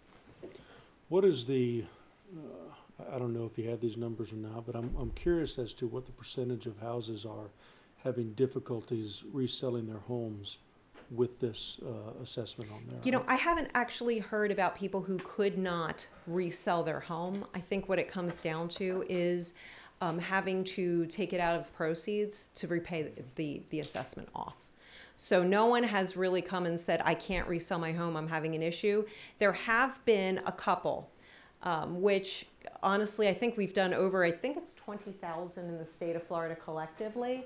But we have heard of a couple of people when it comes to refinancing, where they're having a little bit of a problem with the refinancing because they did not realize that they had to. We do disclose that to them, and when we bring it up to them, we have a recorded phone call with them that we go over it, not in addition to them signing the disclosures of understanding. But that is all provided to them. There have been some, but when you're talking about 20,000 plus projects now at this point, it's a very small percentage. Okay. So this kind of shows you just what I was explaining here, is that you've got the property owners who then are working with, and the assessment goes with each of these individual local governments. These are each a special assessment district, like the St. Johns River, Water Management District. And then each of our companies provides the administrative services. So essentially, all of these different districts actually have board members made up of municipal representatives around the state of Florida. So I know from my standpoint, Florida Green Finance Authority started in Lantana, Mangonia Park is on there. We have Alachua County. So they are representatives that are from local municipalities, and we do rotate that. I think it's a 2-year service term.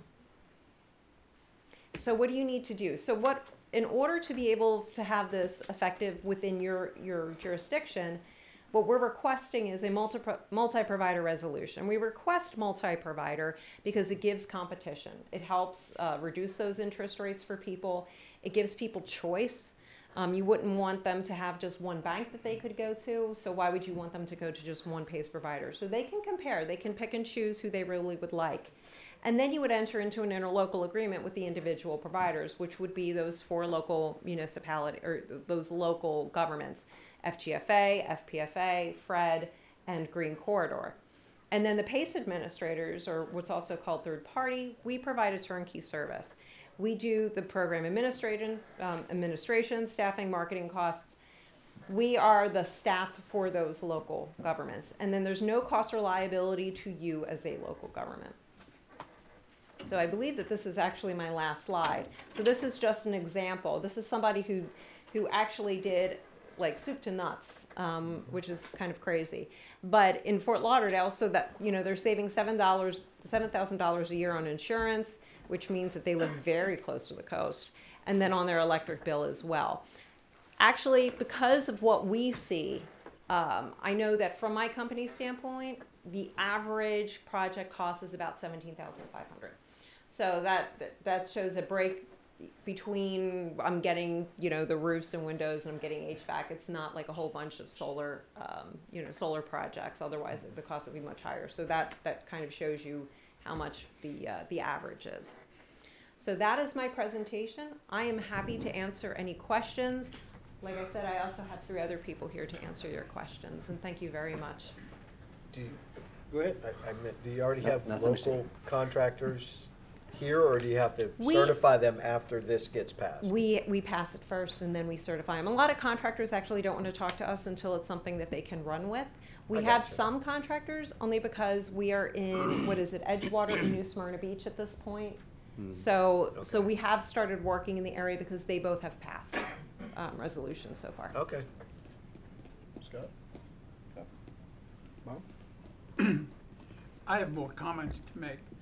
I'm concerned about, and we've had several different variants and this come to us.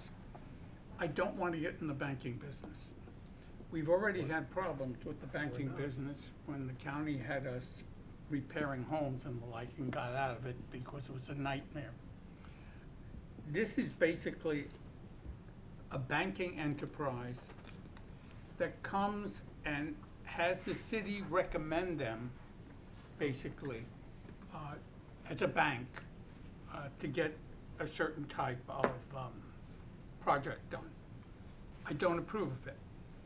City's business should not be in the banking business. We should not be competing with SunTrust or ViteStar or any of the others. They provide that service, and by the way, I did a little research, and generally this is a little more expensive than going to a bank to get covered. Second thing is, our tax rates and our property tax are already out of control. We don't need to be adding additional accoutrements to this. The concern I have is shop sellers can get on the phone and talk our more naive residents into all sorts of problems. And then we'll hear about it. It'll be our fault because we're recommending it. Yep. I don't want to be in the business. Let him finish, and then I'll tell him why he's wrong. But let him finish. I don't want to be in the business. No, I got the facts here. I did some research on it. But anyway, it tends to cost more. It's a problem with reselling. I guess Fannie Mae doesn't like it much, has refused to cooperate with it. Is that true? Oh, they have decided that that is correct, that Fannie Mae and Freddie Mac won't. However, what we have seen is they don't completely stick to that. So there have been a number of cases where they have. And the state of California is having problems with it. I was just going through some of the problems. But again, my basic thing is, we ought to stay out of the banking business. This is what basically we're saying to people, you want to help your storm conditions, go to this particular lender or their variant. I guess you have 4 different variant lenders. Right now, it's not. There's companies that offer this. Yeah. Correct. Prudon shouldn't be recommending lenders. I'm not in that business. And we won't be. What? We won't be. Yes, you will. You're going to be. No, You're going to be we're not. approving them. No, go ahead and finish, and I'll tell you why you're wrong. Go ahead and finish. But according to the write-ups, there, then why are we approving this? The reason why, because they cannot offer this form of financing unless we approve it, which means that all the other banks, this actually allows greater choices. Instead of just your Bank of America's or Wells Fargo's, or financing through the large amount of, when you do a refinance, you got to pay large closing costs. You could do a HELOC, and there's a variable interest rate structure with that. These are fixed rates. We're not the ones doing the financing. We are allowing consumers to choose for themselves. If they don't like this option, they can look at others. But right now, what we're doing is allowing this business to come in and actually expand options, and expand competition, and expand financing options for people to choose. The tax bill. That's a choice that the individuals make, whether they write the check to Bank of America or write the check on their tax bill. And it's completely voluntary. Growing government. Use of the tax system to finance for private banks to collect their money. And using the power of the state to ensure they get paid. Correct. And our wonderful Republican legislature thought this was a good idea, and I have no I clue. don't care, they may have thought so, I don't. The power of the state should be used very lightly, and we should not be into the personal finance business. And we won't be. My belief. Okay. And my belief is that we're allowing more options for the consumer, not less. But that's me. Yeah, I mean, my take is we're providing tools. This is voluntary. Nobody has to take advantage of this We're not the bank. if they don't want to. It's not the an bank. We're not- option. It's it's an not coming option through for us. them, and everything's going to be disclosed to them up front. And Allegedly. Just The Consumer Finance Protection Bureau will have authority there, just like they do on any other lending product. My question, I see it a little differently than you do, Bob, on this one. I see it as, we're not, we're not collecting any money as a city or anything. But why are we certifying something or recommending it? We're not We're not recommending, we're simply. allowing another business to we're come. letting the Offering. free, we're Let me expanding see the if free I can market, clarify for you. actually. My question is, suppose somebody wants to walk me through that process. You touched on it a little bit. Walk me through the process of somebody that says, wakes up one day and says, you know what, this just isn't working out for me. I need to get out of this particular situation I'm in. How easy is that?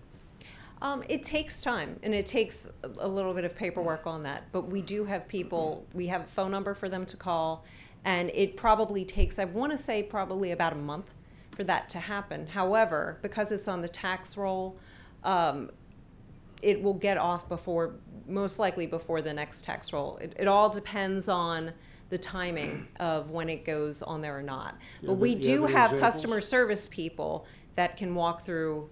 I don't have a specific example of somebody. I'm not I mean, a fan we've of had customer people. service people though. You call a number, that's like a four-letter word. Yeah, very true. But we do have, I mean, I believe it was 80 or 82% of the customer service calls or questions that people that have called in are responded to and handled within the same day, and actually within a couple of hours. And then it's another, I think, like, I believe it was 10 or 14%, take about a week or so to be able to go through them. And those are things that are a little more, have to take going back and forth between the contractor and the person. And then there are a few things that take a little bit longer. So we do have a very good track record of doing that. We have not had an issue where the person said, it never came off of my taxes. I was unable to pay it off. It just takes a little bit more, a couple extra steps, because it has to go through the tax collector's office as well. It's not as easy as unsecured financing, or if I'm just paying off a credit card, because of what they're going through in order to get it onto the tax rolls. It does take a little bit longer to make sure everyone is okay, so that at the end of the day, they're not getting double billed. Processing paperwork. And Mayor, one of the things that attracts me to this program is when I think about the amount of blue tarps that are still on top of roofs, and when we asked people after our grace period was over and we started doing code cases on these roofs, people would come up and ask us, well, we can't afford, we're waiting for insurance and we can't afford them. And so you say, well, call your insurance. Well, they're still messing with it. Well, go to the bank and get a loan, and they say, well, I can't get a loan. The bank's not going to give me a loan. Well, then go refinance your house. Go see Don Burnett and refinance your house. I don't want to pay all those closing costs. Don't send them to me like that. Well, so here's an opportunity where anybody can say, not the city, but anybody can say, well, there's a program out here, if you're willing to do this, that might work for you in the short term until your insurance is paid off. And then the answer is, well, what happens if they say no? Well, then you can rest assured that these people will allow you to pay this off over the period of time, and yes, it's on your property, but you keep paying it, and everything will be fine. There's a lot of people that I think would look for this as a way to get out of that blue tarp for 3 years, and they're still out there from Irma a year later.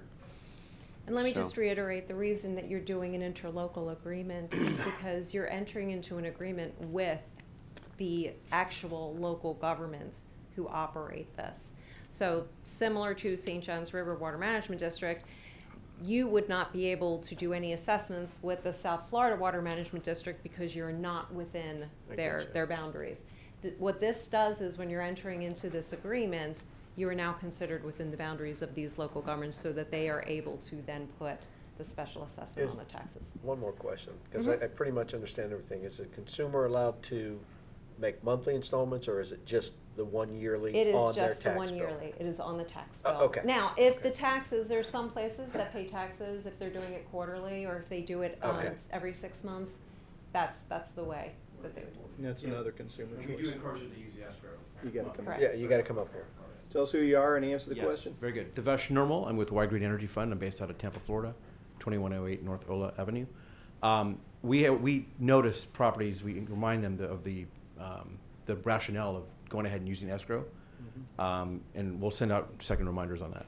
And if I could just mention public, when it comes to why banking and why banking is not, how do we compare? You remember we had a failed insurance market 10 years ago plus. The public, cost of homes being wiped out of, as Natalie mentioned, storms. Private capital was not going in the amount needed to address this need through the standard financial markets and the way they operate. On top of that, you get the consumer protections that come with the public trust that we have to build into our program. So it's a differentiated product. If a bank could provide this, I think in the future, great, but it's not there right now in the way it exists. So happy to take any questions on that, but just want to make that note. Thank you. Would you agree generally your prices or your interest rate's a bit higher? Our interest rates are a bit higher. However, we also have longer terms. We have longer terms, and we have a number of consumer protections that a number of these other financing products do not have. We have contractor oversight, which these other financial products do not have. So with these higher interest rates, yes, but they're able to actually make a payment as opposed to having a higher payment for a shorter term. I've wondered why they aren't lower, since you basically have guaranteed payment.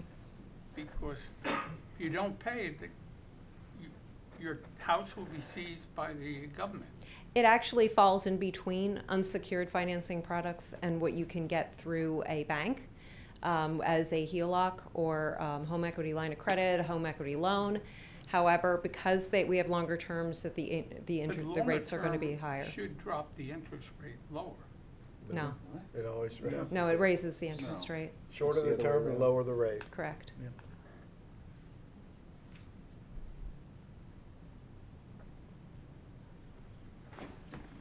Feel free to send me any banks that do it that way. I got a few transitions I want to make. I could sign up a couple right Yeah. now.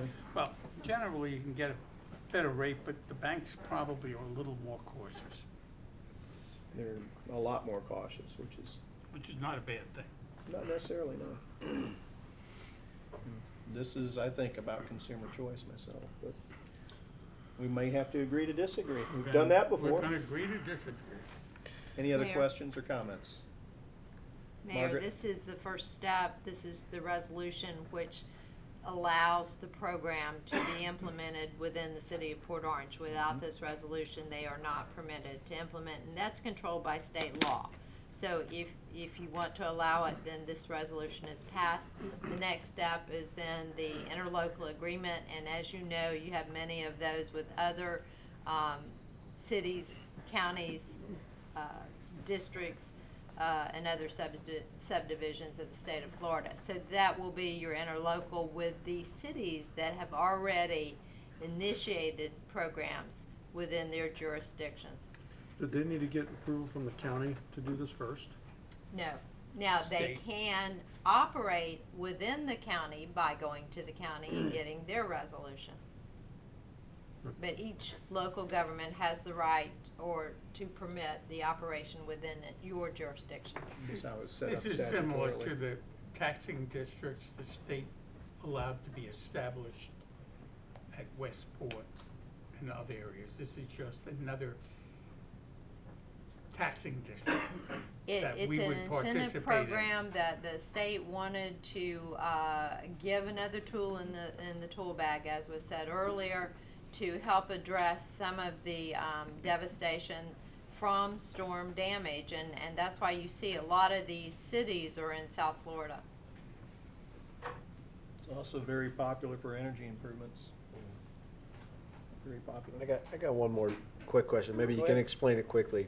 Say you get approval tonight, you know, we enter into this agreement.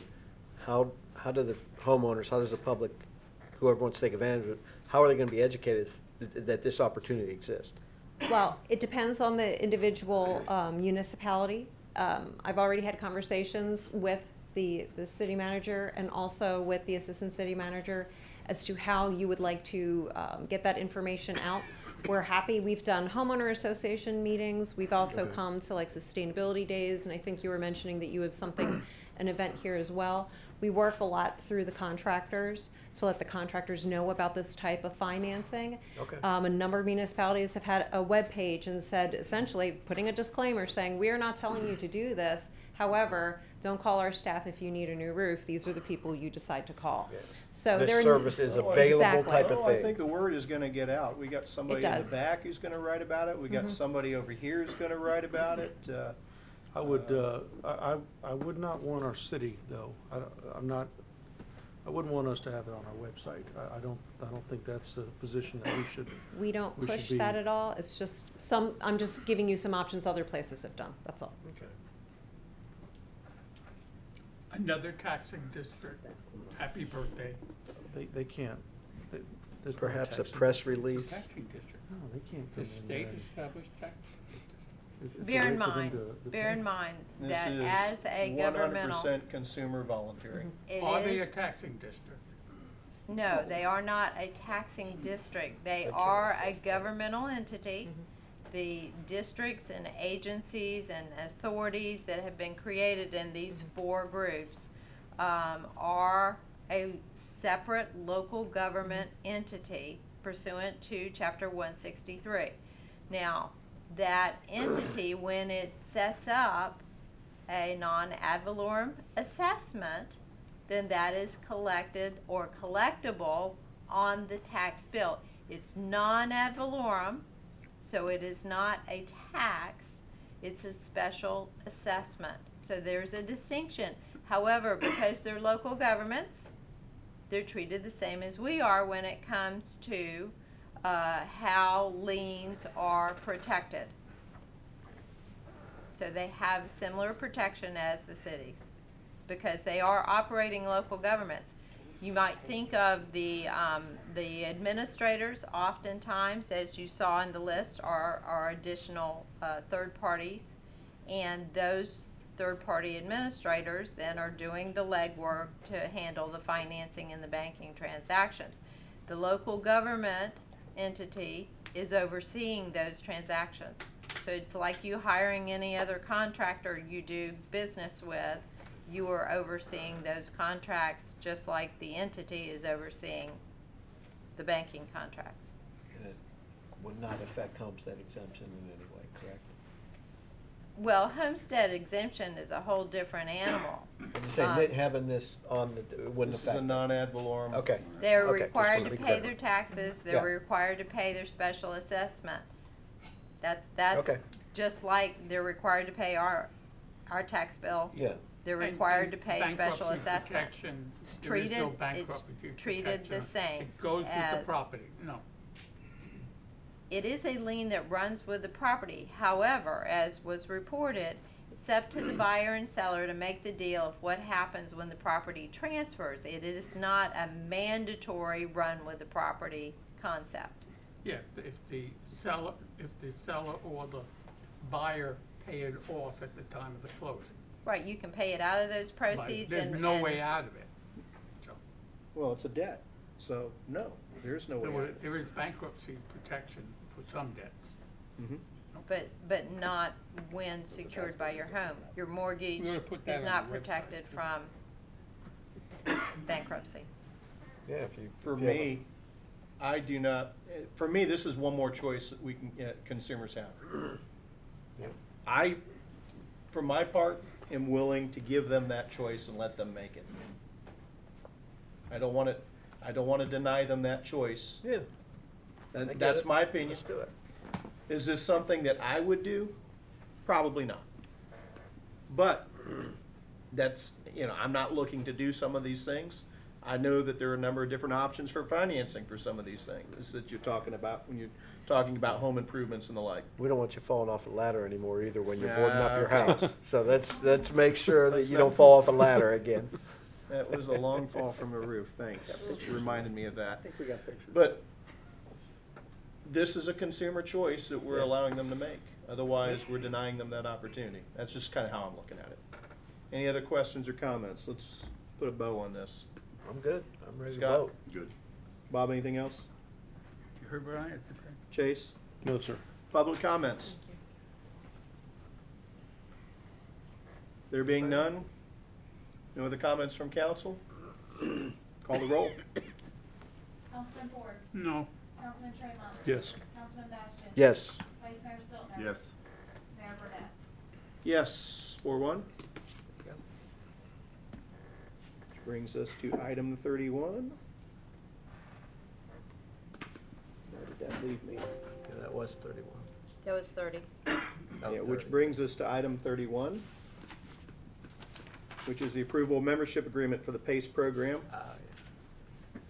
Looking for a motion to approve the membership agreement subject to the city attorney approval for the agreement documents with Florida Green Finance Authority, Florida PACE Funding Agency, and Florida Resiliency and Energy District, and provide authority to the city manager to sign additional membership agreements with authorized third-party PACE administrators in the future.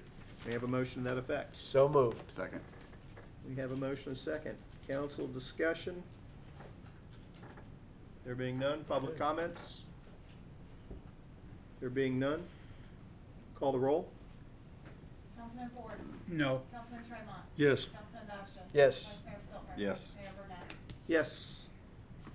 4-1, which brings us to item 33. 32? 32. I'm sorry, 32. Brings it. Well, I'm in a hurry now. That would have been you, Margaret. Thank you all. No. Good night, guys. Thank you.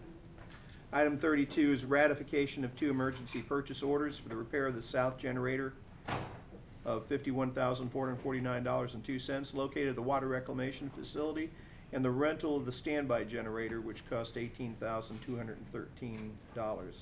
May I have a motion to that effect? So moved. Second. Jake, you want to fill us in on that one? Yes, sir. We had a failure of a generator. There was no backup generator, so obviously we had to rent one in the short term. Lynn went out and got a couple quick quotes, or had some quick quotes, because generators are a hot topic for us. Picked the lowest quote in the quickest manner we could with Southern Generator at the tune of $42,000, and the $8,574.84 is just 20% for unforeseens. I don't think we've used that yet, so we hope to get in under that. This was a safety issue. If we had lost anything more, we would have lost water. So we went ahead and did this, and we're asking for it to be ratified so we can get the generators paid for and be above board. We have a motion, second. Comments, questions? Council? I'm good. Anyone else like to speak to this? There being none, call the roll. Councilman Ford. Yes. Councilman Tremont. Yes. Councilman Bastian. Yes. Vice Mayor Stiltner. Yes. Mayor Burnett. Yes. Is that the first 5-0 we had tonight? No. It just feels like it, that's all. City attorney comments. No comments tonight. Good, because Jake's got one. You bet. First comment tonight is Resolution 1828, which was originally pulled from the September 4th consent agenda and discussed and voted on. Robin first reviewed the audio while doing the minutes, and it was unclear who did the motion in the second or whether one was done. So just to make it clear, we'd like to revote, and I put in the note there that you all voted 5-0 last week. So, May or I 2 have a weeks ago. motion to reconsider Resolution 18-28? So moved. I'll recap it in a second. Second. We have a motion second. All in favor of the motion to reconsider Resolution 18-28? Aye. Aye. Resolution 18-28 is a resolution of the City of Port Orange, Volusia County, Florida, appropriating operating and capital funds to budget for temporary transfers in the Fire Impact Fee Fund 311 and the Lease and Replacement Fund 505 to fund the expedited purchase of a 107-foot aerial ladder fire apparatus, to budget for the replacement of an irrigation pump at Cypress Head Golf Course, to document the write-off of a loan made from the Loan Pool Fund to the Golf Course Fund for renovations, and to budget for insurance proceedings received, setting forth revenues and expenditures, and providing for an effective date. May I have a motion for approval? So moved. Second. We have a motion and a second.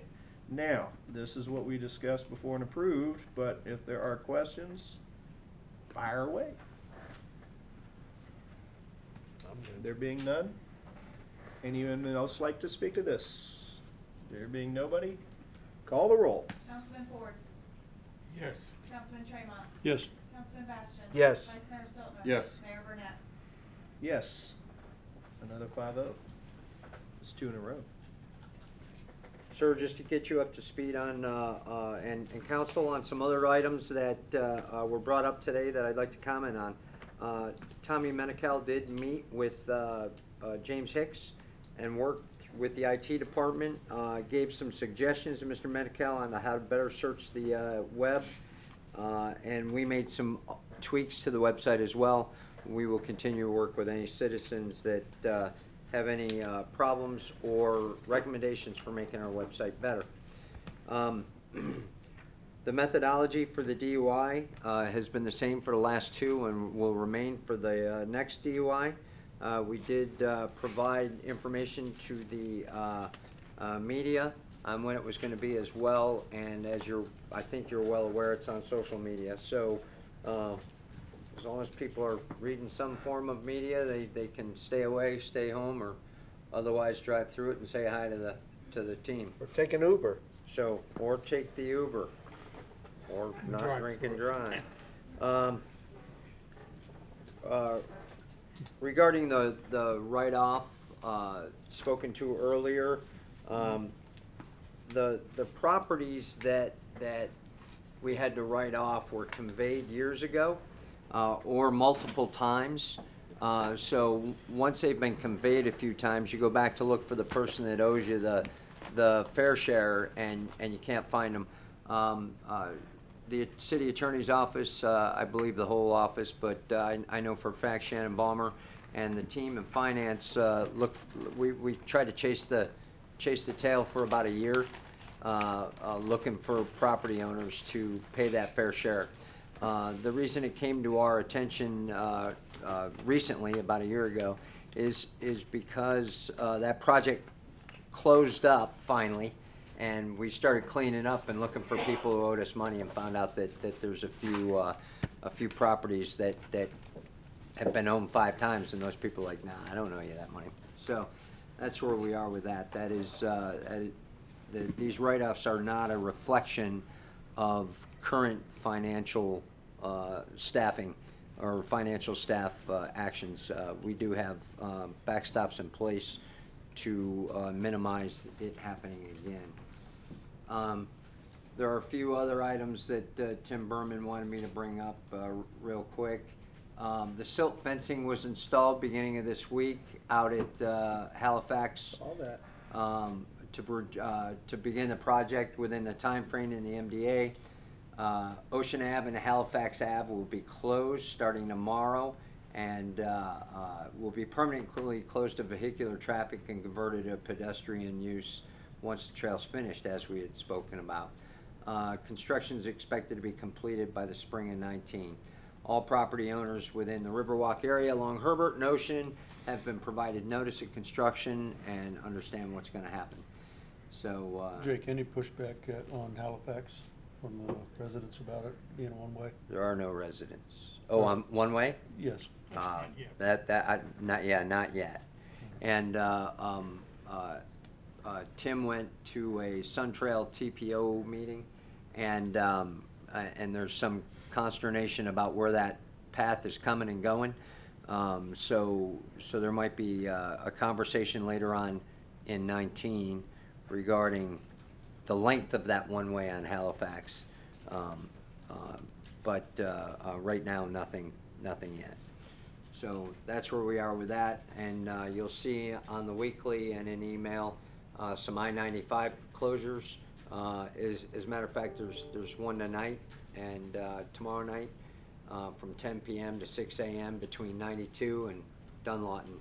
So if you're gonna jump on 95, be careful. Chief and I have done that before and caught ourselves going all the way to Daytona to try to get home. So be careful what you do. That's all I have, sir. Committee reports. Art House. Yeah, we have the streetscape chalk paintings for coming up. We're looking for people to help finance it. It is a fundraiser for Art House, so if you find it in your heart, please contact Art House and help an artist prepare this streetscape. And if nothing else, come out to Family Days and check it out. Cause Yeah, it's gonna be beautiful. and It's you always impressive what they Drop do. a few coins in then too as well. Yep. Port Orange South Daytona Chamber of Commerce, tomorrow evening is the Chamber After Hours from 5 to 7. It's gonna be at Brookdale Senior Living over on 955 Village Trail. So if you're not occupied tomorrow evening, pop in. That's from 5 to 7 tomorrow. Roundtable of elected officials. I was unable to attend, so guess who went? The Vice Mayor. You did well though while you were there. While you were out there. Yeah. It was a good wrap. Yeah, good wrap up. Focus of the meeting was discussion and a presentation by St. John's Water Management District on their programs regarding septic systems.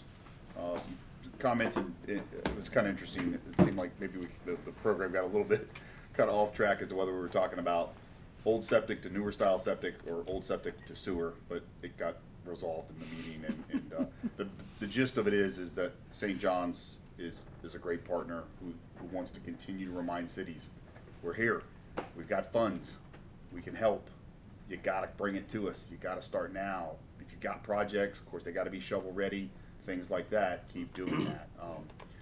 Specifically, Port Orange was noted as a city who has taken advantage of that and done very, very well. And so we're more of a model than there's other places in the county that I think St. John's is really looking for them to say, hey, help us help you. And so a lot of it was more of that, and a lot of it obviously resolved around the Blue Springs watershed area, which encompasses the west side of the county and specifically Deltona and like over there. So, but a good presentation. Very good. Anything else come before us this evening? If not, have a good night. Night.